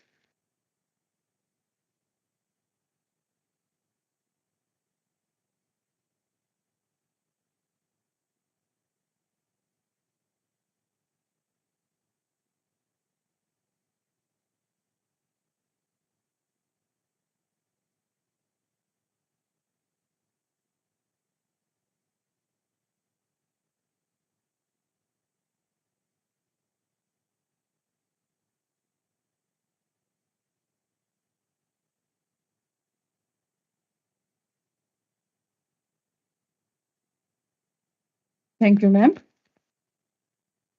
As you all are aware that IHBT is actively involved in empowerment of farmers. And in this regard, we are distributing 50 kgs of aromatic marigold, that is Tagetes minuta, variety Him Swarnima. I request our director, Dr. Yadav, to kindly distribute this to the farmers. I request Shri Shamsher Singh ji to kindly come to dais. He is from Champa district and 50 farmers are associated with him.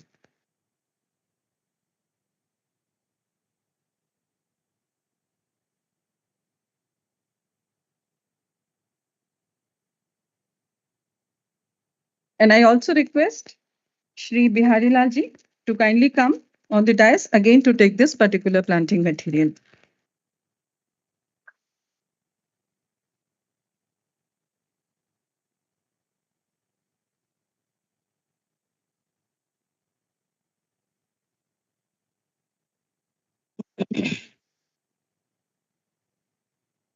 Shri Bihari Lal ji.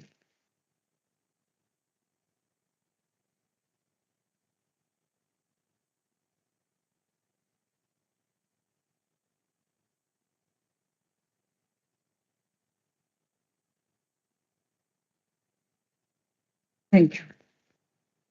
Now we move forward in exchanging MOUs, and I kindly request Dr. Subjinder Singh to facilitate the process. The first MOU is being signed with founder of the Empowering Farmers Foundation, Tanzania, for capacity building of smallholder farmer and industrial development of Africa through CSIR-IHBT technologies.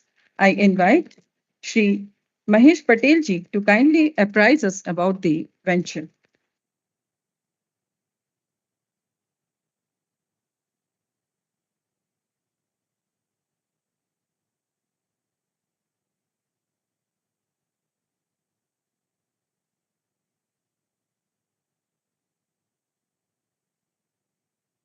Good afternoon, everybody.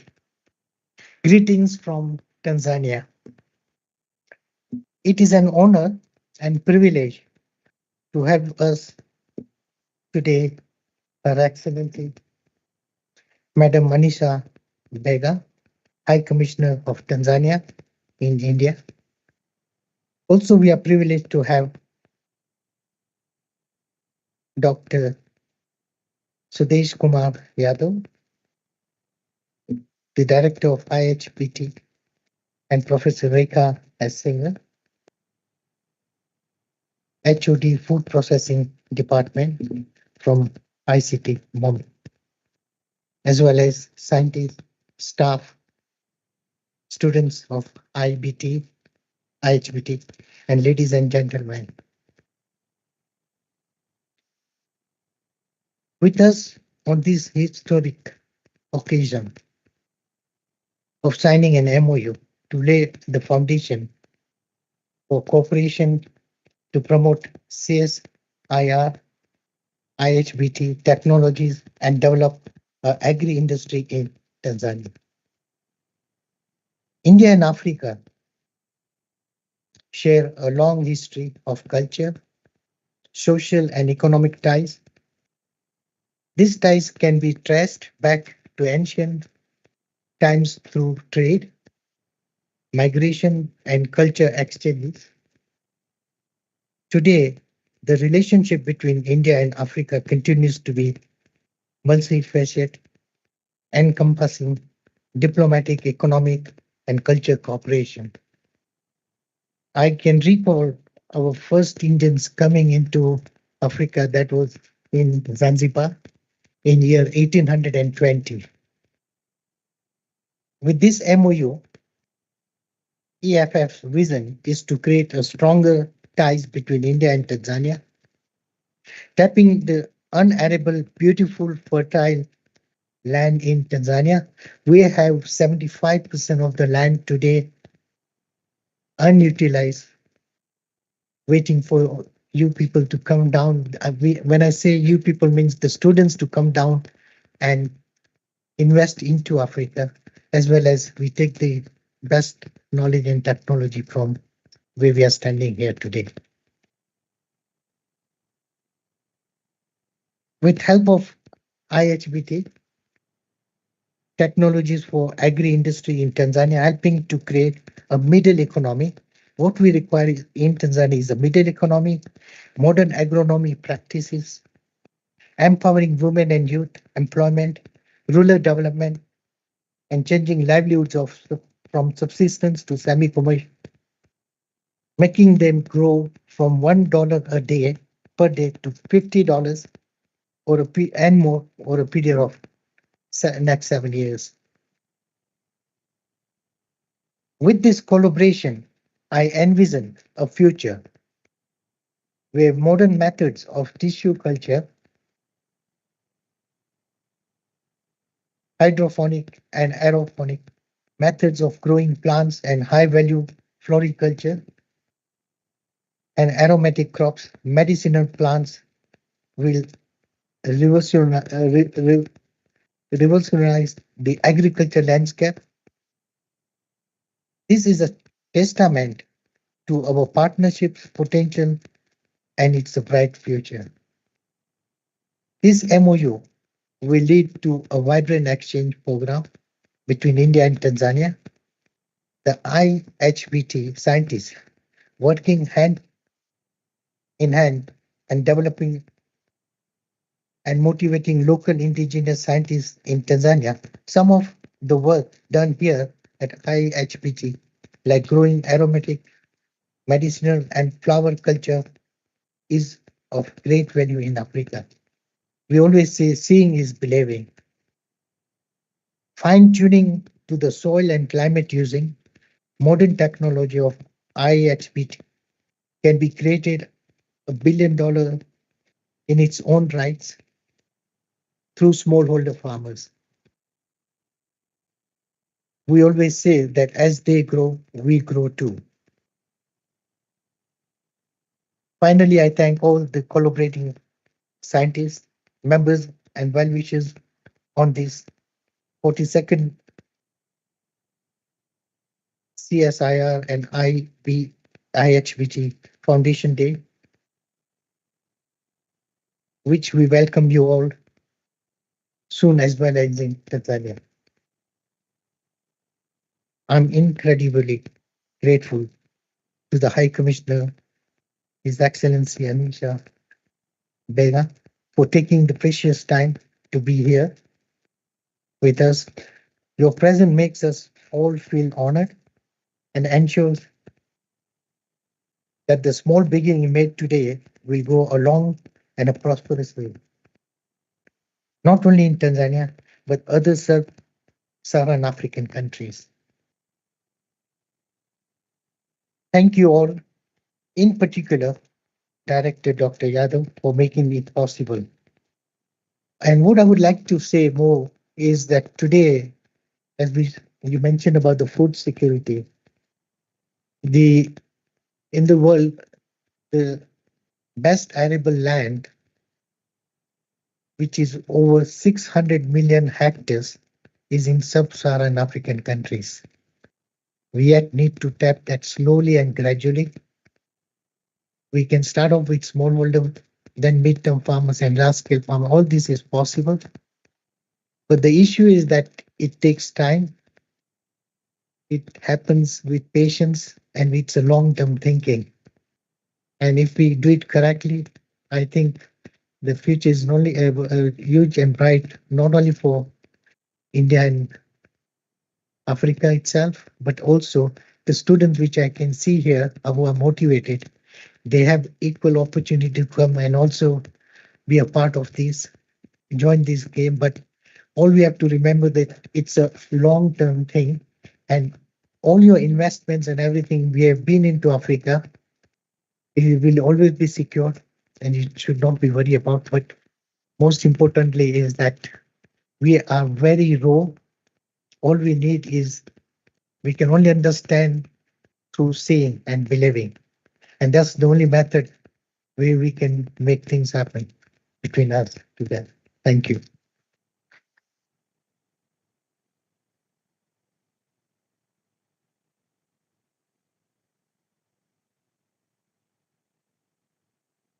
Now we can just go for exchange of MOUs.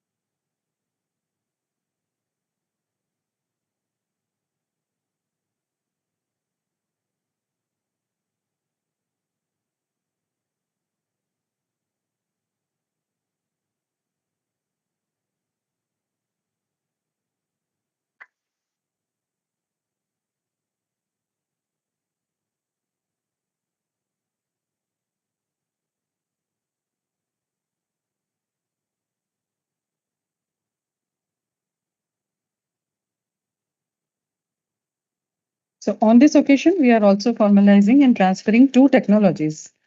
So I invite Mr. Vinod Venugopal, Director, Janani Nutritionals Private Limited, Modern Nagar, Silapadi, Tamil Nadu, to kindly come to dais. And the technology which we are transferring is about Valeriana jatamansi plants production under aeroponics. I also request the innovator, Dr. Ashish Vargat, to come to dais, please.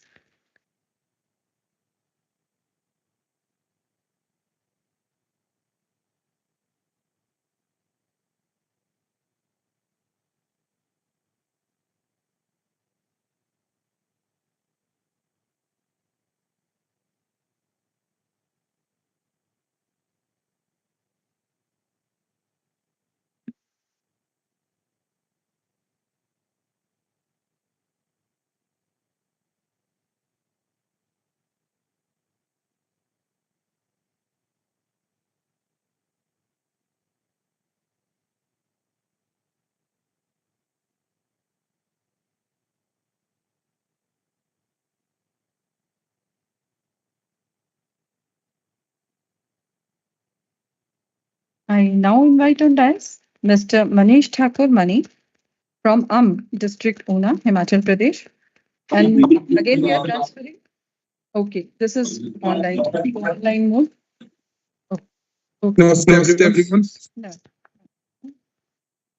So here we can just show the MOU. You can also show your part of the MOU. This is my MOU right here. Okay. Thank you. Thank you.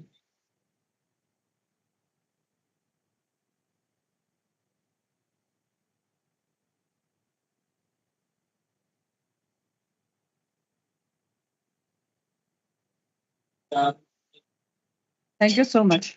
Thank you. Thank you so much. So now I kindly invite our guest of honor, Her Excellency Anisa K. Vega, to address the August gathering.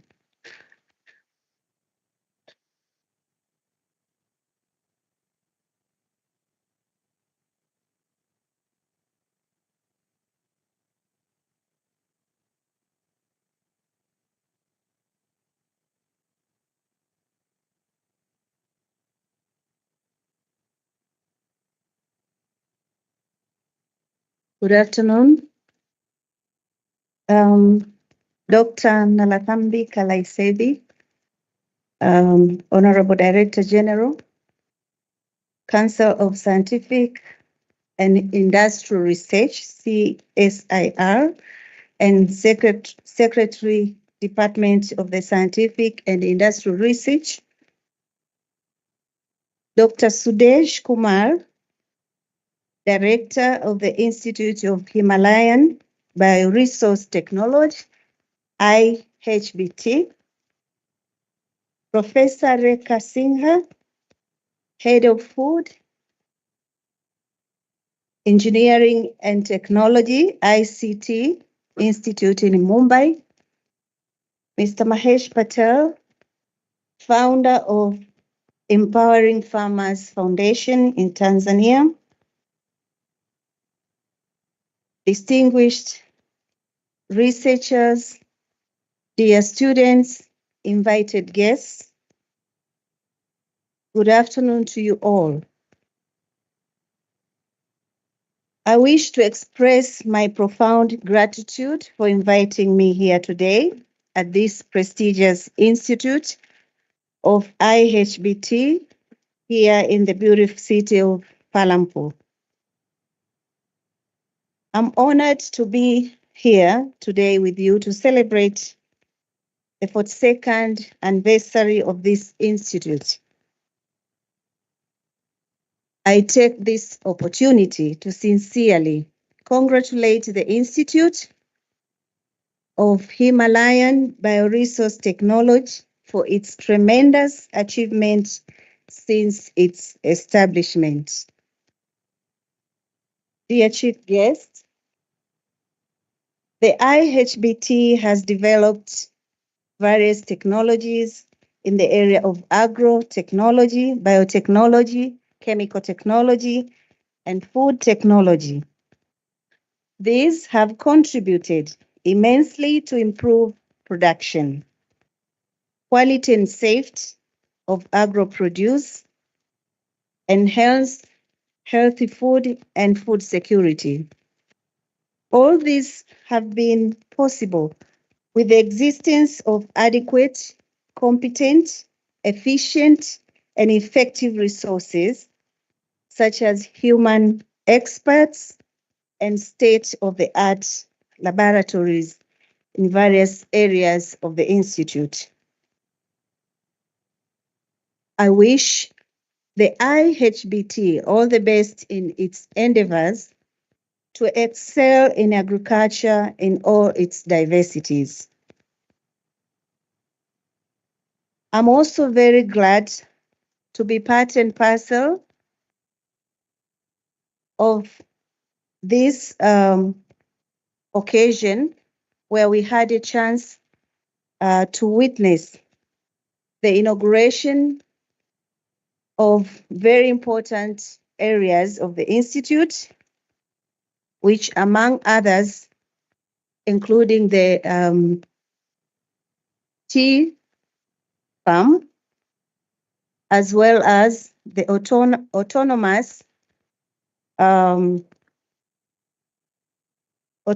greenhouse system built under the CSIR floriculture mission.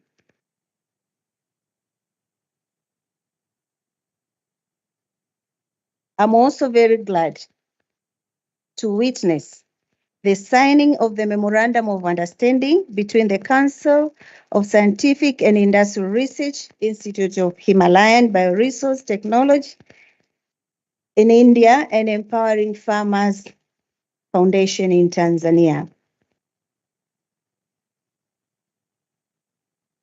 The IHBT has strong linkages with farmers, as we have witnessed from the brief we got, and also we had the opportunity to visit the exhibition, among which we had the opportunity to meet the stakeholders, the farmers stakeholders who have been empowered by the IHBT in providing trainings, demonstrations, technical support, and advisory services for them to successfully cultivate, processing, and promoting various crops. The Institute encourages industries to share technological problems faced by them, such efforts could be made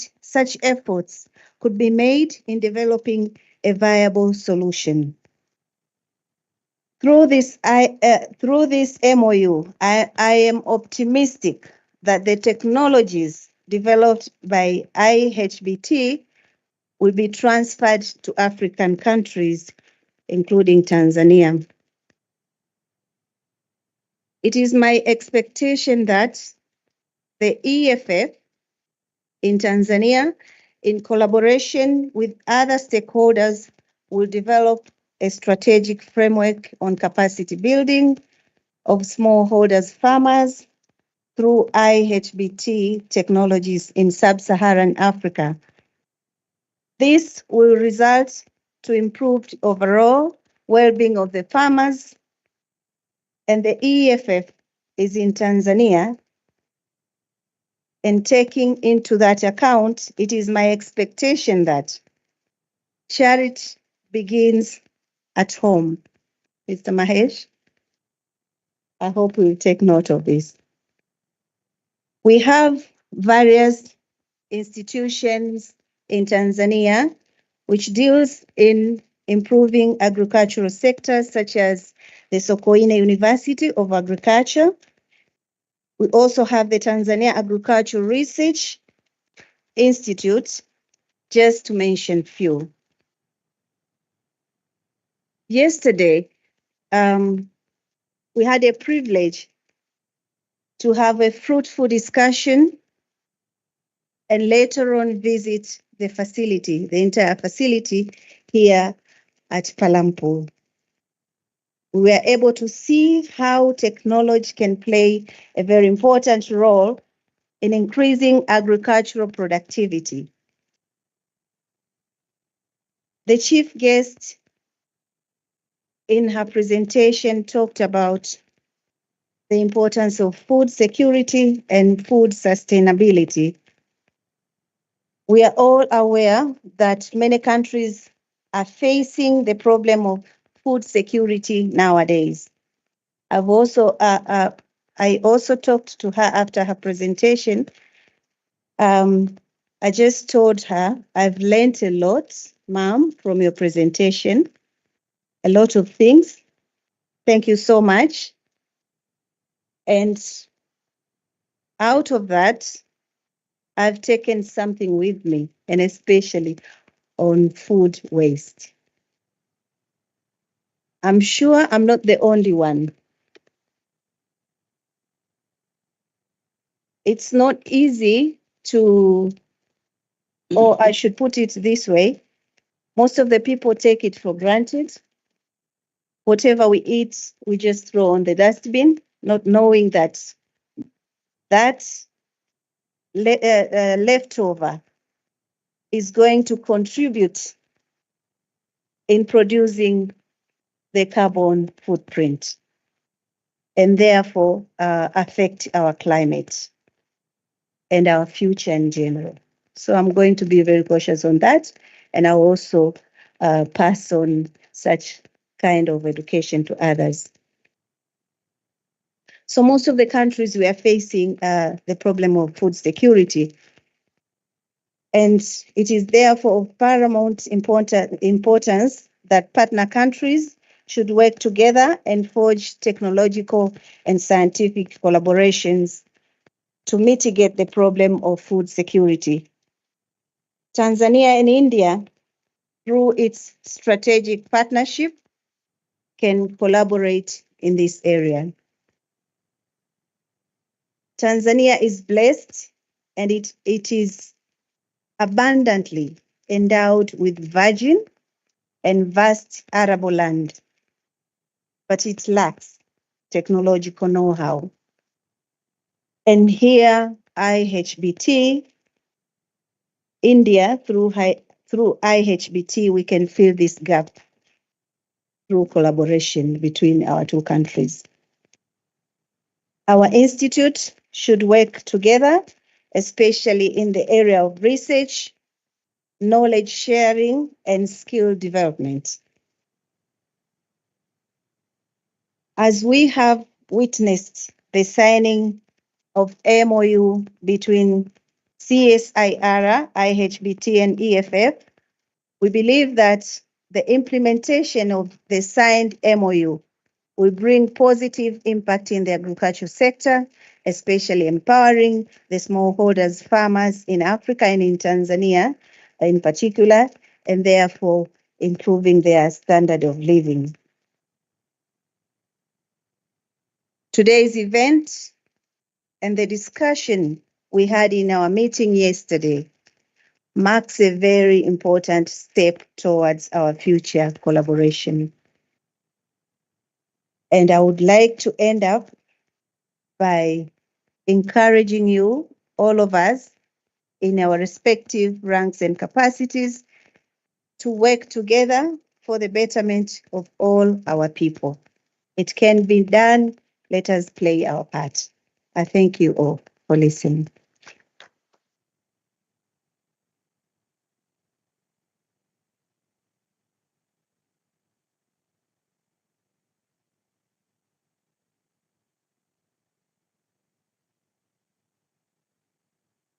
Thank you so much.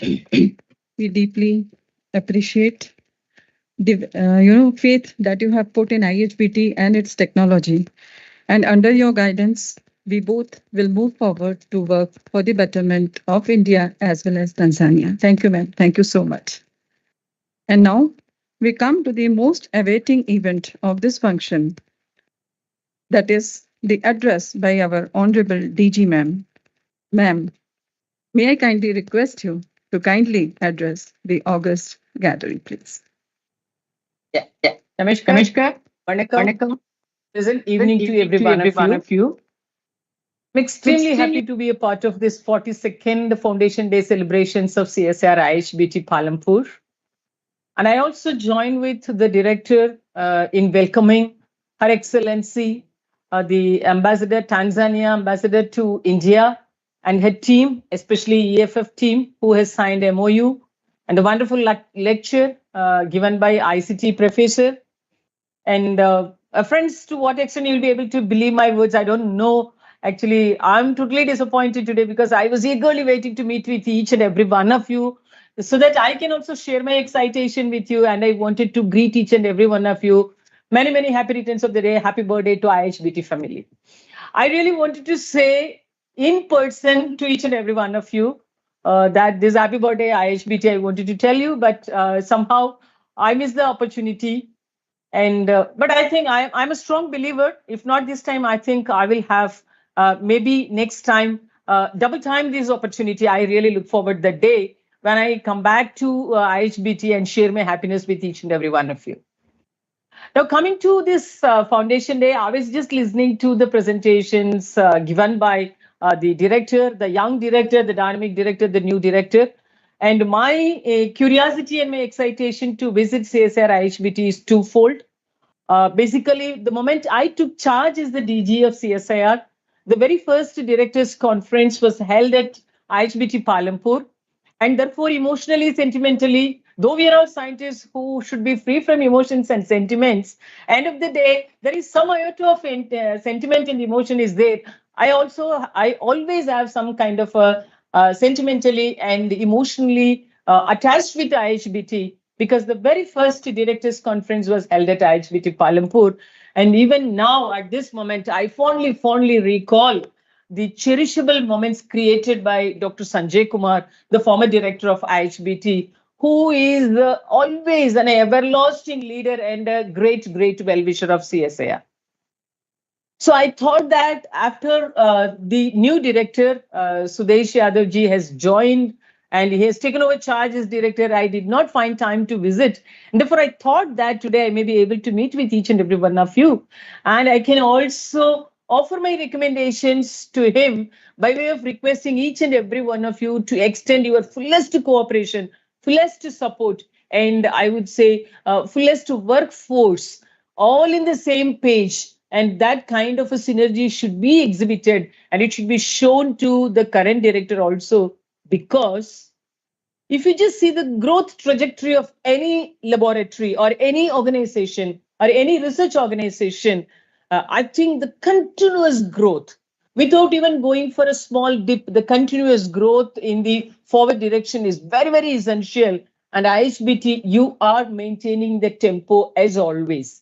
And therefore, taking this occasion, I extend my heartfelt appreciations, congratulations to each and every one of you very specifically, because I will say none of my words are exaggerated words, because having a staff strength of 130 plus, the scholar strength is 330 plus.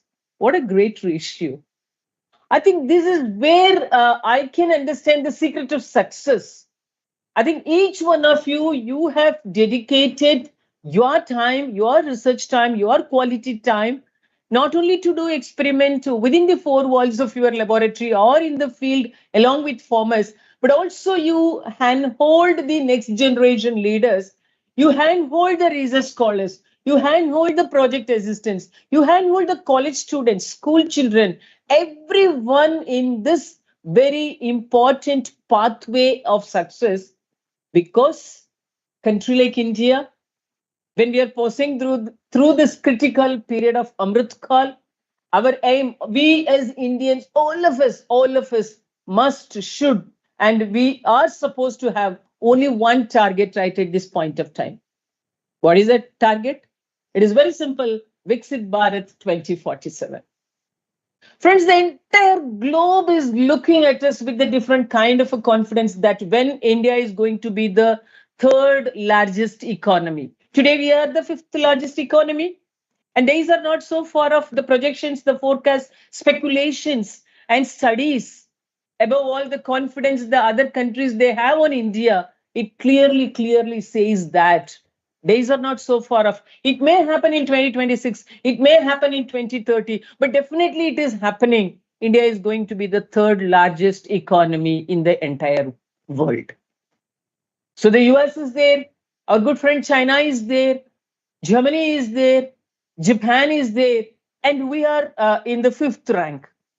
Once we were one among the top 10, and slowly we moved ahead. We became one among the top 8, and now we are one among the top 5. But now our target is one among the top 3, and the next target is the one and only one, the global leader of science and technology. So who can make it? When I just say, I'm just putting the dots like this, 10, 8, 5, 3, 1. I'm just putting the dots in the graph. It's so easy to talk, so easy to plot a dot and you can draw a graph. But end of the day, who is going to really paint this graph? Who is going to paint this picture? It is end of the day, it should be you and me. Unless otherwise, we as a scientific fraternity, if we are not able to do, If we are not able to dream about it, if we are not able to put our complete energy, strength, interest, efforts, and all our concentration in this direction, who else can do? We should only to do. And therefore, friends, let us all get geared up to showcase to the entire world that India is second to none. That should be the promise. That should be the, I would say, the target, the ambitious target, and that should be the all and one and the ultimate objective of every citizen of the country, for which you and me, we are not an exception at all. And if at all you can ask me, ma'am, by sitting in this one place like in the Himalayas, Himalayan border, what only I can do? I am asking you the question, who else can do more than you? If you just see the history, legacy of India as well as CSIR, such a beautiful planning has been done by the visionary leaders even before independence. And they have so thoughtfully, in 1960, they have thought about that these Himalayan bioresources are to be protected. They are to be utilized. They are to be explored, understood, and they should be perfectly exploited for the benefit of the mankind. And with that kind of a very precious and an ambitious objective, this institute was established. Even before I and you, many of you were born, this institute got established. And therefore, you can think about what is the length and the breadth and the strength and the boldness with which this institute got established. Even though many times we are forced to realize that Mother Nature, Mother Earth, or you can say whichever way you can describe, we are bestowed with a number of wealth in terms of mines, metals, minerals, materials, water, air, land, sand, coal. What else is missing? Everything is given. We are all completely bestowed and blessed with, abundantly blessed with all the required resources. Very specifically, Himalayan bioresources, we need to understand lot more. Many times we think that sea needs to be explored in a much more deeper way. We have to deep dive, and only then we can understand what is this ocean and what this ocean is having, what are the wealth that are really getting embedded into the ocean. But I think same is applicable to Himalayan belt also. So Himalayas is not only a symbol, it is not only, I would say, that is the territory, it is not only the limitation, it is not only a symbolic representation of the height, and it is not at all a symbolic representation of India. I would say that is the real existence of complete resources which are really needed, required, and which were blessed by nature to a country specifically called India. To what extent we have realized this? But the visionary leaders have already thought about it, and therefore now this institute, you are working in the right direction. You are the biggest, I would say, major participants of many success stories of the mission programs of CSIR. I already told in the 1 week, 1 team program also. If you just take 10 success stories of our mission projects, our mission projects are not done by 1 lab or 2 labs or 3 labs. It is done by a minimum of half a dozen and a maximum of 2 to 3 dozen laboratories. In some cases, all the 37 laboratories, especially A and ML, all the labs are involved. Therefore, on an average, more than a dozen laboratories are involved in each and every mission, whether it is aroma mission or floriculture mission or a millet mission or even sickle cell anemia mission or waste to wealth mission or Phenom mission. You say anything in a phytopharmaceutical mission, everywhere IHBT is finding it. And I'm extremely proud and I'm very happy to note that you are really putting in all your energy in all the missions. And very specific mention is, even when the country was thinking during this Ayodhya Rama Temple festival time, country was really thinking about where will we go for tulips? Because people, they wanted to offer tulips on the special occasion. But it was discussed where will we go for tulips. But at that point of time, It is your institute. It is our institute. In the name of IHBT, we were able to send tulips, one full load of tulips, and we made the entire country to believe that tulips are now possible, and it is possible by CSIR's technology to make the availability of tulip throughout the year. What else is required? Like someone was telling, seeing is believing. We have demonstrated, we have showcased, we have proven our technology, whether it is aeroponic or hydroponic, the kind of scientific infrastructure and the kind of developments that you have realized, it is very, very amazing. And I should especially appreciate and congratulate the current director, Sudesh Yadavji, because you are taking more than enough care, special care, specific care, very much focused attention towards each and every activity of this laboratory. And just take my words, support from headquarters is always there, because recently we just came up with the CSPS program, CSIR Special Project Scheme, under which I was so happy to note that you are having R&D seed fund through which you could initiate 9 new projects for the youngsters, newly joined people, and even compound wall fencing, that there also you got some funding. And already your enzyme as well as fermentation related facilities upgradation will also be supported.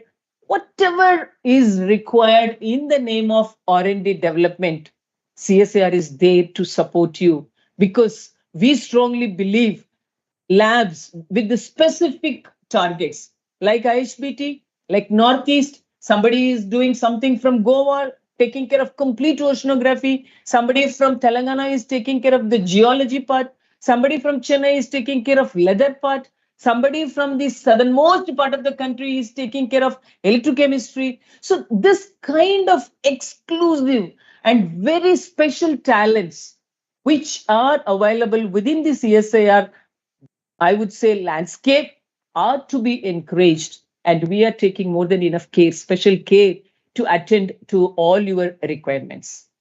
And coming to today's MOU and our relationship with Tanzania, it's very, very amazing, even though if you just see the year on which India and Tanzania started thinking about this kind of a collaboration between these two countries, I was just going through the legacy. That also happened in the year 1960. So 1960, this institute was established. And at the same year, India and Tanzania, they started thinking in what are the different ways by means of which we can collaborate. Can we have exchange programs? Can we have training programs? Can we have capacity building programs? Can we have projects which could be attended together? So this kind of thought process got mooted in the year 1960. And if you just see when it really got a special shape and a prime focus, it is the year 1995. Therefore, this is the rich legacy, rich history of the relationship between India and Tanzania. Friends, once upon a time, we were thinking that whatever I do, then it should be appreciated by my own people and it should be utilized by my own country. But now, for any technology, for its acceptance, for its adoption, for its wider adoption, you need the global standards. You have to meet with the global standards and you need global recognition also. In that particular way, whatever technologies that you develop, you just get it acknowledged, accepted, and appreciated at the global arena, and you get it exchanged with our Tanzania partners, our other countries who are really interested to take up this technology. And this is how we can scientifically and technologically support each other, by means of which I would say we are now talking about sustainability, and the sustainability and ease of living could be ascertained. Friends, just 3 days back, the Honorable Prime Minister of the country, he took a meeting with all the secretaries to the Government of India, and I also attended. 3.5 hours meeting went on. And you know, the passion with which the Honorable Prime Minister was making a mention is ease of living. Ease of living should be definitely ascertained by science and technology. So when we talk about we want to touch the lives of the common man through science and technology, When we call ourselves a CSIR as the innovation engine of India, therefore, what are the different ways and means through which we are able to come up with this kind of assurance that we will be able to help the country to achieve and realize the ease of living to a common man also? Today, if you just see any technology, because now we are living in one particular period wherein the technology landscape is also showing lot of, I would say, perturbations, because technologies are short-lived. Once upon a time, we said that my great grandfather used this pen, then my grandfather used this pen, my father used this pen, now I'm using this pen, and I'll be gifting this pen to my daughter. We thought that this is the pride. But can you say the same thing now? This is the mobile phone that I'm having. I will gift it to my daughter, and she will gift it to my granddaughter. Who is willing to accept all these things? Because now technologies are fast changing.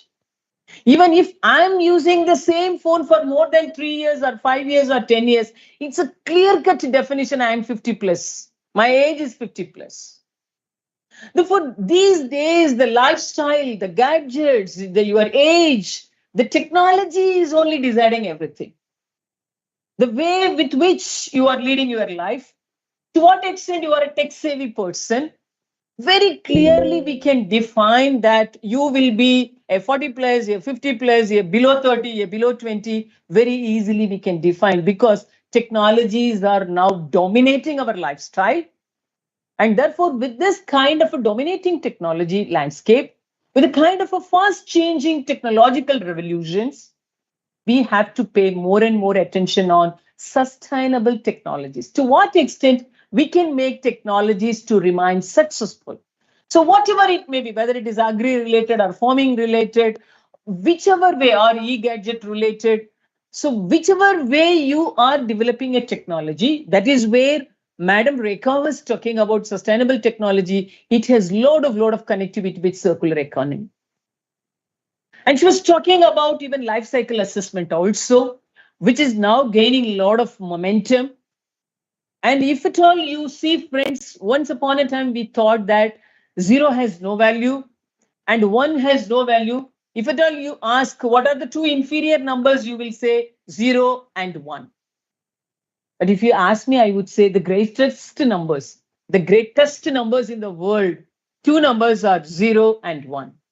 0 and 1 are the two numbers which are responsible for the digital revolution. And even today, achieving net zero is the Himalayan task. This is not the task of Himalayan Bioresources Technology alone, Institute alone. Attaining zero is the Himalayan task of every scientific fraternity. Similarly, if at all you are able to showcase the efficiency of any process or any engine which is closer to 1, because according to Carnot's theorem, efficiency cannot be equal to 1. Therefore, if at all the efficiency is able to be shown to be equal to 1, and if at all you are able to really touch upon the net zero through your science and technology, I think you are eligible for Nobel Prize. Therefore, if you want to win over the Nobel Prize, don't imagine big numbers. You have to imagine only two numbers. One is 0, the other one is 2. 1. So if you are able to prove 0 and 1 in your science and technology related interventions, I think that is where we can showcase to the entire world that we are doing justice to the nation as well as to the globe. And friends, if you just talk about, because people were talking about even water security, food distribution, food wastage, I think most of you are totally aware one of the successful technologies of CSIR is its waste to wealth technology. Even in that waste to wealth technology itself in CSIR, we have a minimum of 5 to 6 verticals. If we just take Agri, our CSIR Ampri, they have done this parali burning, meaning is the parali waste, they are completely converting into the, I would say, furnitures, and the technology has been transferred to Bhutan Tough, a company, and the technology is available. Even if you come to CSIR headquarters, the conference room, the flooring tile, that is also a bamboo composite tile. It is an interlocking tile. Therefore, whether it is an agri-related waste or it's a biomass-based waste, that waste is now converted completely into a wealth. So once upon a time, we were thinking that whether bamboo could be used as a construction material, but now we ourselves have proven, we have realized, we have researched upon, we have patented, we have transferred the technology that bamboo is really the alternate construction material, and it could be used even as a flooring tile. And similarly, if you just take any biomass, because madam was talking about even mango peel, madam was talking about fruit peel.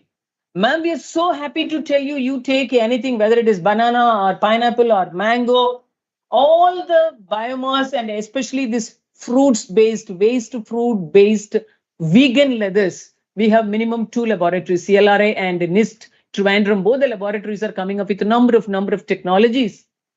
And few of the products we have even shared it with overseas also. And we got global appreciation and acknowledgement also for these products. And even from cactus, we are now able to come up with vegan leather. Therefore, if you just talk about biomass, any biomass, whether in the form of a fruit or whether in the form of a plant, whether in the form of a husk, rice husk, or rice straw, or even sugar cane, even from the sugar cane now they are making up nice wallets, male and female, his and her. And these kind of globally impact making vegan leather products are getting developed at CSIR Technologies. So if it is only with respect to agri, similarly, we have number of other verticals also, biomedical waste also. We are now able to convert the complete biomedical waste into green manure. That is also again CSIR technology. The complete market waste could be converted into cooking gas. The restaurant waste could be immediately converted into a cooking gas. And what else is required? If at all you want to, madam was talking about even used battery. We have a project called battery to battery. Meaning is we just collect the used battery and we just sort out the magnetic and non-magnetic materials. Then we sort out the transition metals. We take the precursors. Then we have to fabricate it as a battery. So the title of the project itself is B2B, battery to battery. Apart from that, we have technologies on very many e-gadgets, very many, whether it is PCB board or solar panel or used air conditioner and even fluorescent lamps. Only in the case of air conditioner, we have never transferred the technology. We are at the initial stage, but in all other cases, we have technology leads. And in some cases, we have even transferred the technologies. Therefore, whenever we talk about any kind of, I would say, circular economy or sustainability, madam was fondly talking about sustainability engineering. I think the entire CSIR family is really having that sustainability engineering capabilities. So my IHBT friends, you have the unique opportunity. For others, actually the raw material should come from elsewhere. But for you, the raw material is your surrounding. It is your ecosystem. You are living with your raw materials. So whatever you see, whatever you look at, whatever you taste, whatever you live with, whatever you experiment, whatever you experience, everything is a raw material. So kindly make use of this unique opportunity, whichever way and whatever materials could be given some kind of a value addition, wherever your lab specific technologies could be promoted, wherever this Himalayan bioresources could be maintained and that could be popularized across the globe, please think about all these points and finally come up with some kind of a very unique activity by means of which this lab should be celebrated not only by India, but also by all the countries across the globe. Therefore, friends, I wish to conclude my talk by telling only one thing. My confidence on IHBT is going up and up day by day by looking at your performance graph, for which I should really thank your director and each and every one of you, all your HODs, all your scientific person, supporting staff, your students, and I would say all the well-wishers. Please maintain the same tempo and always realize, you tell to yourself, Few of you may think that, oh, I'm sitting in one corner. I'm not able to mingle with everybody in the downtown. What is so great in the downtown? Nothing is there. Don't apply for transfer at all. Please enjoy nature. Please live with nature. We people are living in pollution. We are living in bowls. We are living in furnaces. But you guys are living in heaven. Many a times, as long as we sit on the golden opportunity, as long as we sit on the gold mine, we may not be realizing that we are sitting on the gold mines. Once we go out of the place, only we'll be thinking, oh my God, was I sitting on the gold mine only? I would say you are not sitting on gold mine, you are sitting on platinum mine. Because you are really, because others like us and all, we only think about heaven. We have read about heaven. We can only describe heaven. Heaven is always a dream, but for you, it is your day-to-day lifestyle. So please enjoy your life. The more you enjoy your life, the more you become so passionate of your Himalayan bioresources, automatically ideas will fall from everywhere. Nature has given so much of resources. Same nature will give you very many out of box ideas also. Only thing is, you should just realize that nature is talking to you every now and then. Many a times, we simply pass nature, we simply neglect nature, we simply ignore nature. We never realize that nature is really adorable and every time it is talking to us. So, my friends from IHBT, I'm so jealous of each and every one of you. Please just wait and listen to what nature is whispering in your ears. You may say, ma'am, I'm not getting anything. Some echo is only there. No, nature is trying to say some special news to all my IHBT family members. Please listen to that. If you start listening to nature's message, I think that is where your career graph starts growing. I'm sure CSIR's trajectory, CSIR's R&D trajectory, CSIR's technology trajectory, and the overall growth of CSIR, it has an impeccable role in the name of IHBT. Please realize that. If you are able to come up with very unique and specialized technologies, I think CSIR can get a different kind of a mileage in the name of IHBT. I'm sure you will definitely understand. You will definitely realize. You will start thinking in this direction. You will start spreading this message that you are all gifted. You are all abundantly blessed and extra blessed by nature. So pass on this positive message. Give the positive vibe to each and everyone whom you meet with. Maintain the same tempo and also start doing the research which is required to be done with respect to the Himalayan bioresources. We from other than the Himalayan part, we are all ready to celebrate you for whatever great technologies with which you will be coming up with. So I wish you all the very best. And again, I'm really not blessed to the extent of visiting IHBT even once a while, but you guys are always enjoying the Himalayan bioresources. And therefore, I take this opportunity to thank each and every one of you one more time, especially the director and all the guests on the dais and off the dais. And I thoroughly enjoyed your Foundation Day celebrations. And I look forward number of cherishable moments and celebrations in the name of technologies, groundbreaking technologies that should come from this IHBT. And I wish you all the very best. Thank you so very much. Namaskar.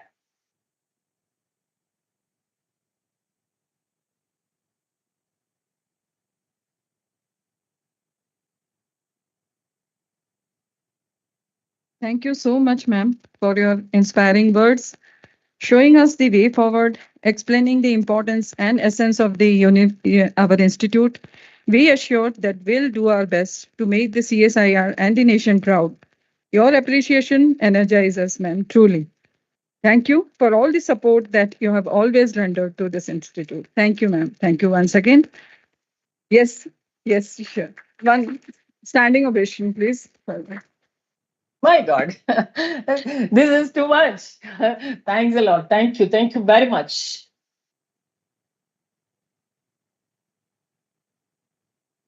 I'm very much honored. Thank you so much.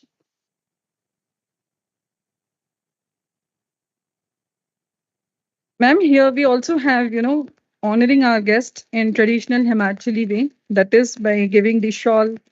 So we have something for you as well, but we are missing you to, actually give it in person, but we'll be sending it to you. But I'm just showing it. It is traditional GI-based Himachali shawl, one Kangra painting, which they use is actually natural color.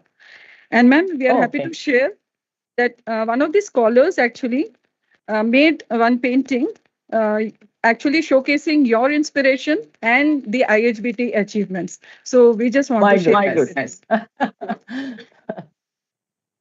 I'm humbled. Yeah, I request Shubham to please come on this. Shubham.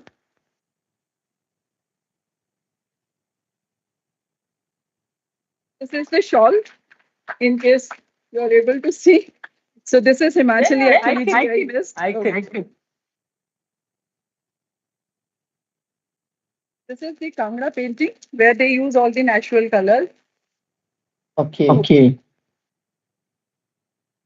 So beautiful. And this is the painting which is made by.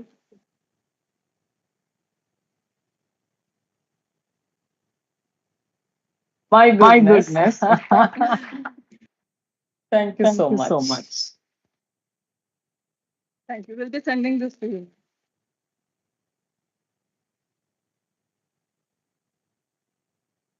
Thank you so much, Shubham. Some name you said. Yes. Thanks a lot. Thank you, ma'am. And now I request our director to please honor Her Excellency Anisha K. Becker with traditional Himachali stroll.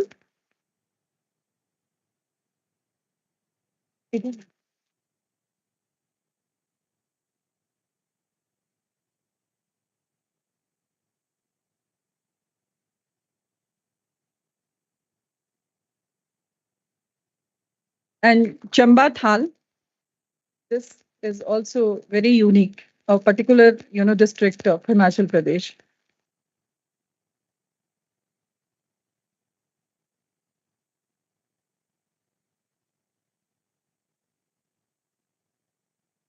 Stroll and memento for our Honorable Professor Rekha Singhal.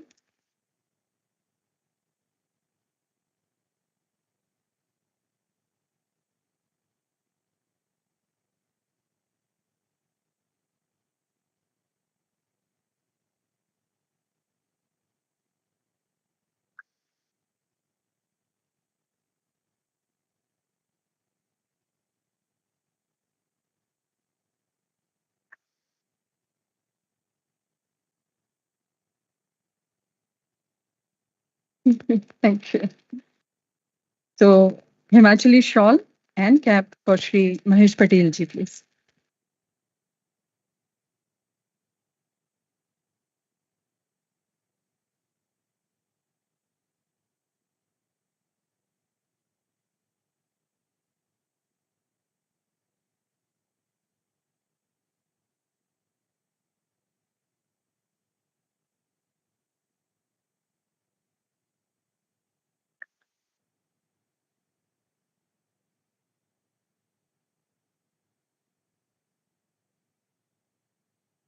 So, with your permission, ma'am, we conclude this function by thanking your inspiring force as Honorable DG CSIR. Our heartfelt thanks to Her Excellency Anisha K. Bega. We thank keynote speaker Professor Rekha Singhal. We thank Mr. Mahesh Patel. We thank all the esteemed dignitaries, the students, the faculty members of CSK HPKV Palampur, our entrepreneurs and technology collaborators. And now we come to the part of the national anthem. And after this national anthem, there'll be tea served outside this hall. And the tea has been arranged today in the ground floor. So I request everybody to please stand for the national anthem. National anthem.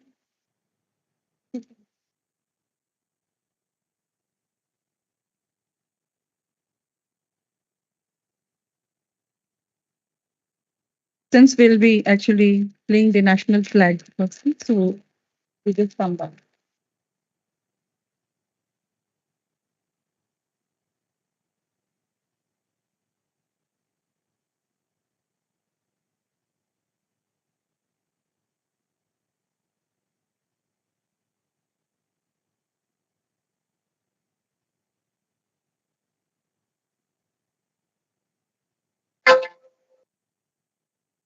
गण मन अधिनायक जय हे भारत भाग्य विधाता पंजाब सिंध गुजरात मराठा द्राविड़ उत्कल बंगा विंध्य हिमाचल यमुना गंगा उच्छल जलधि तरंगा तव शुभ नामे जागे तव शुभ आशीष मागे गाहे तव जय गाथा जन गण मंगल दायक जय हे भारत भाग्य विधाता जय हे जय हे जय हे जय जय जय जय हे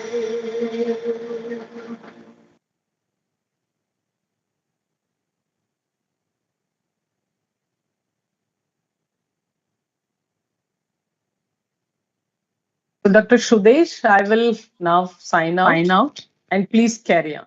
Okay. Okay. Yes, please, ma'am. Thank you. Thank you so much. Thank you. Thanks all of you. Have good times ahead. Thank you. Thank you so much. Thank you.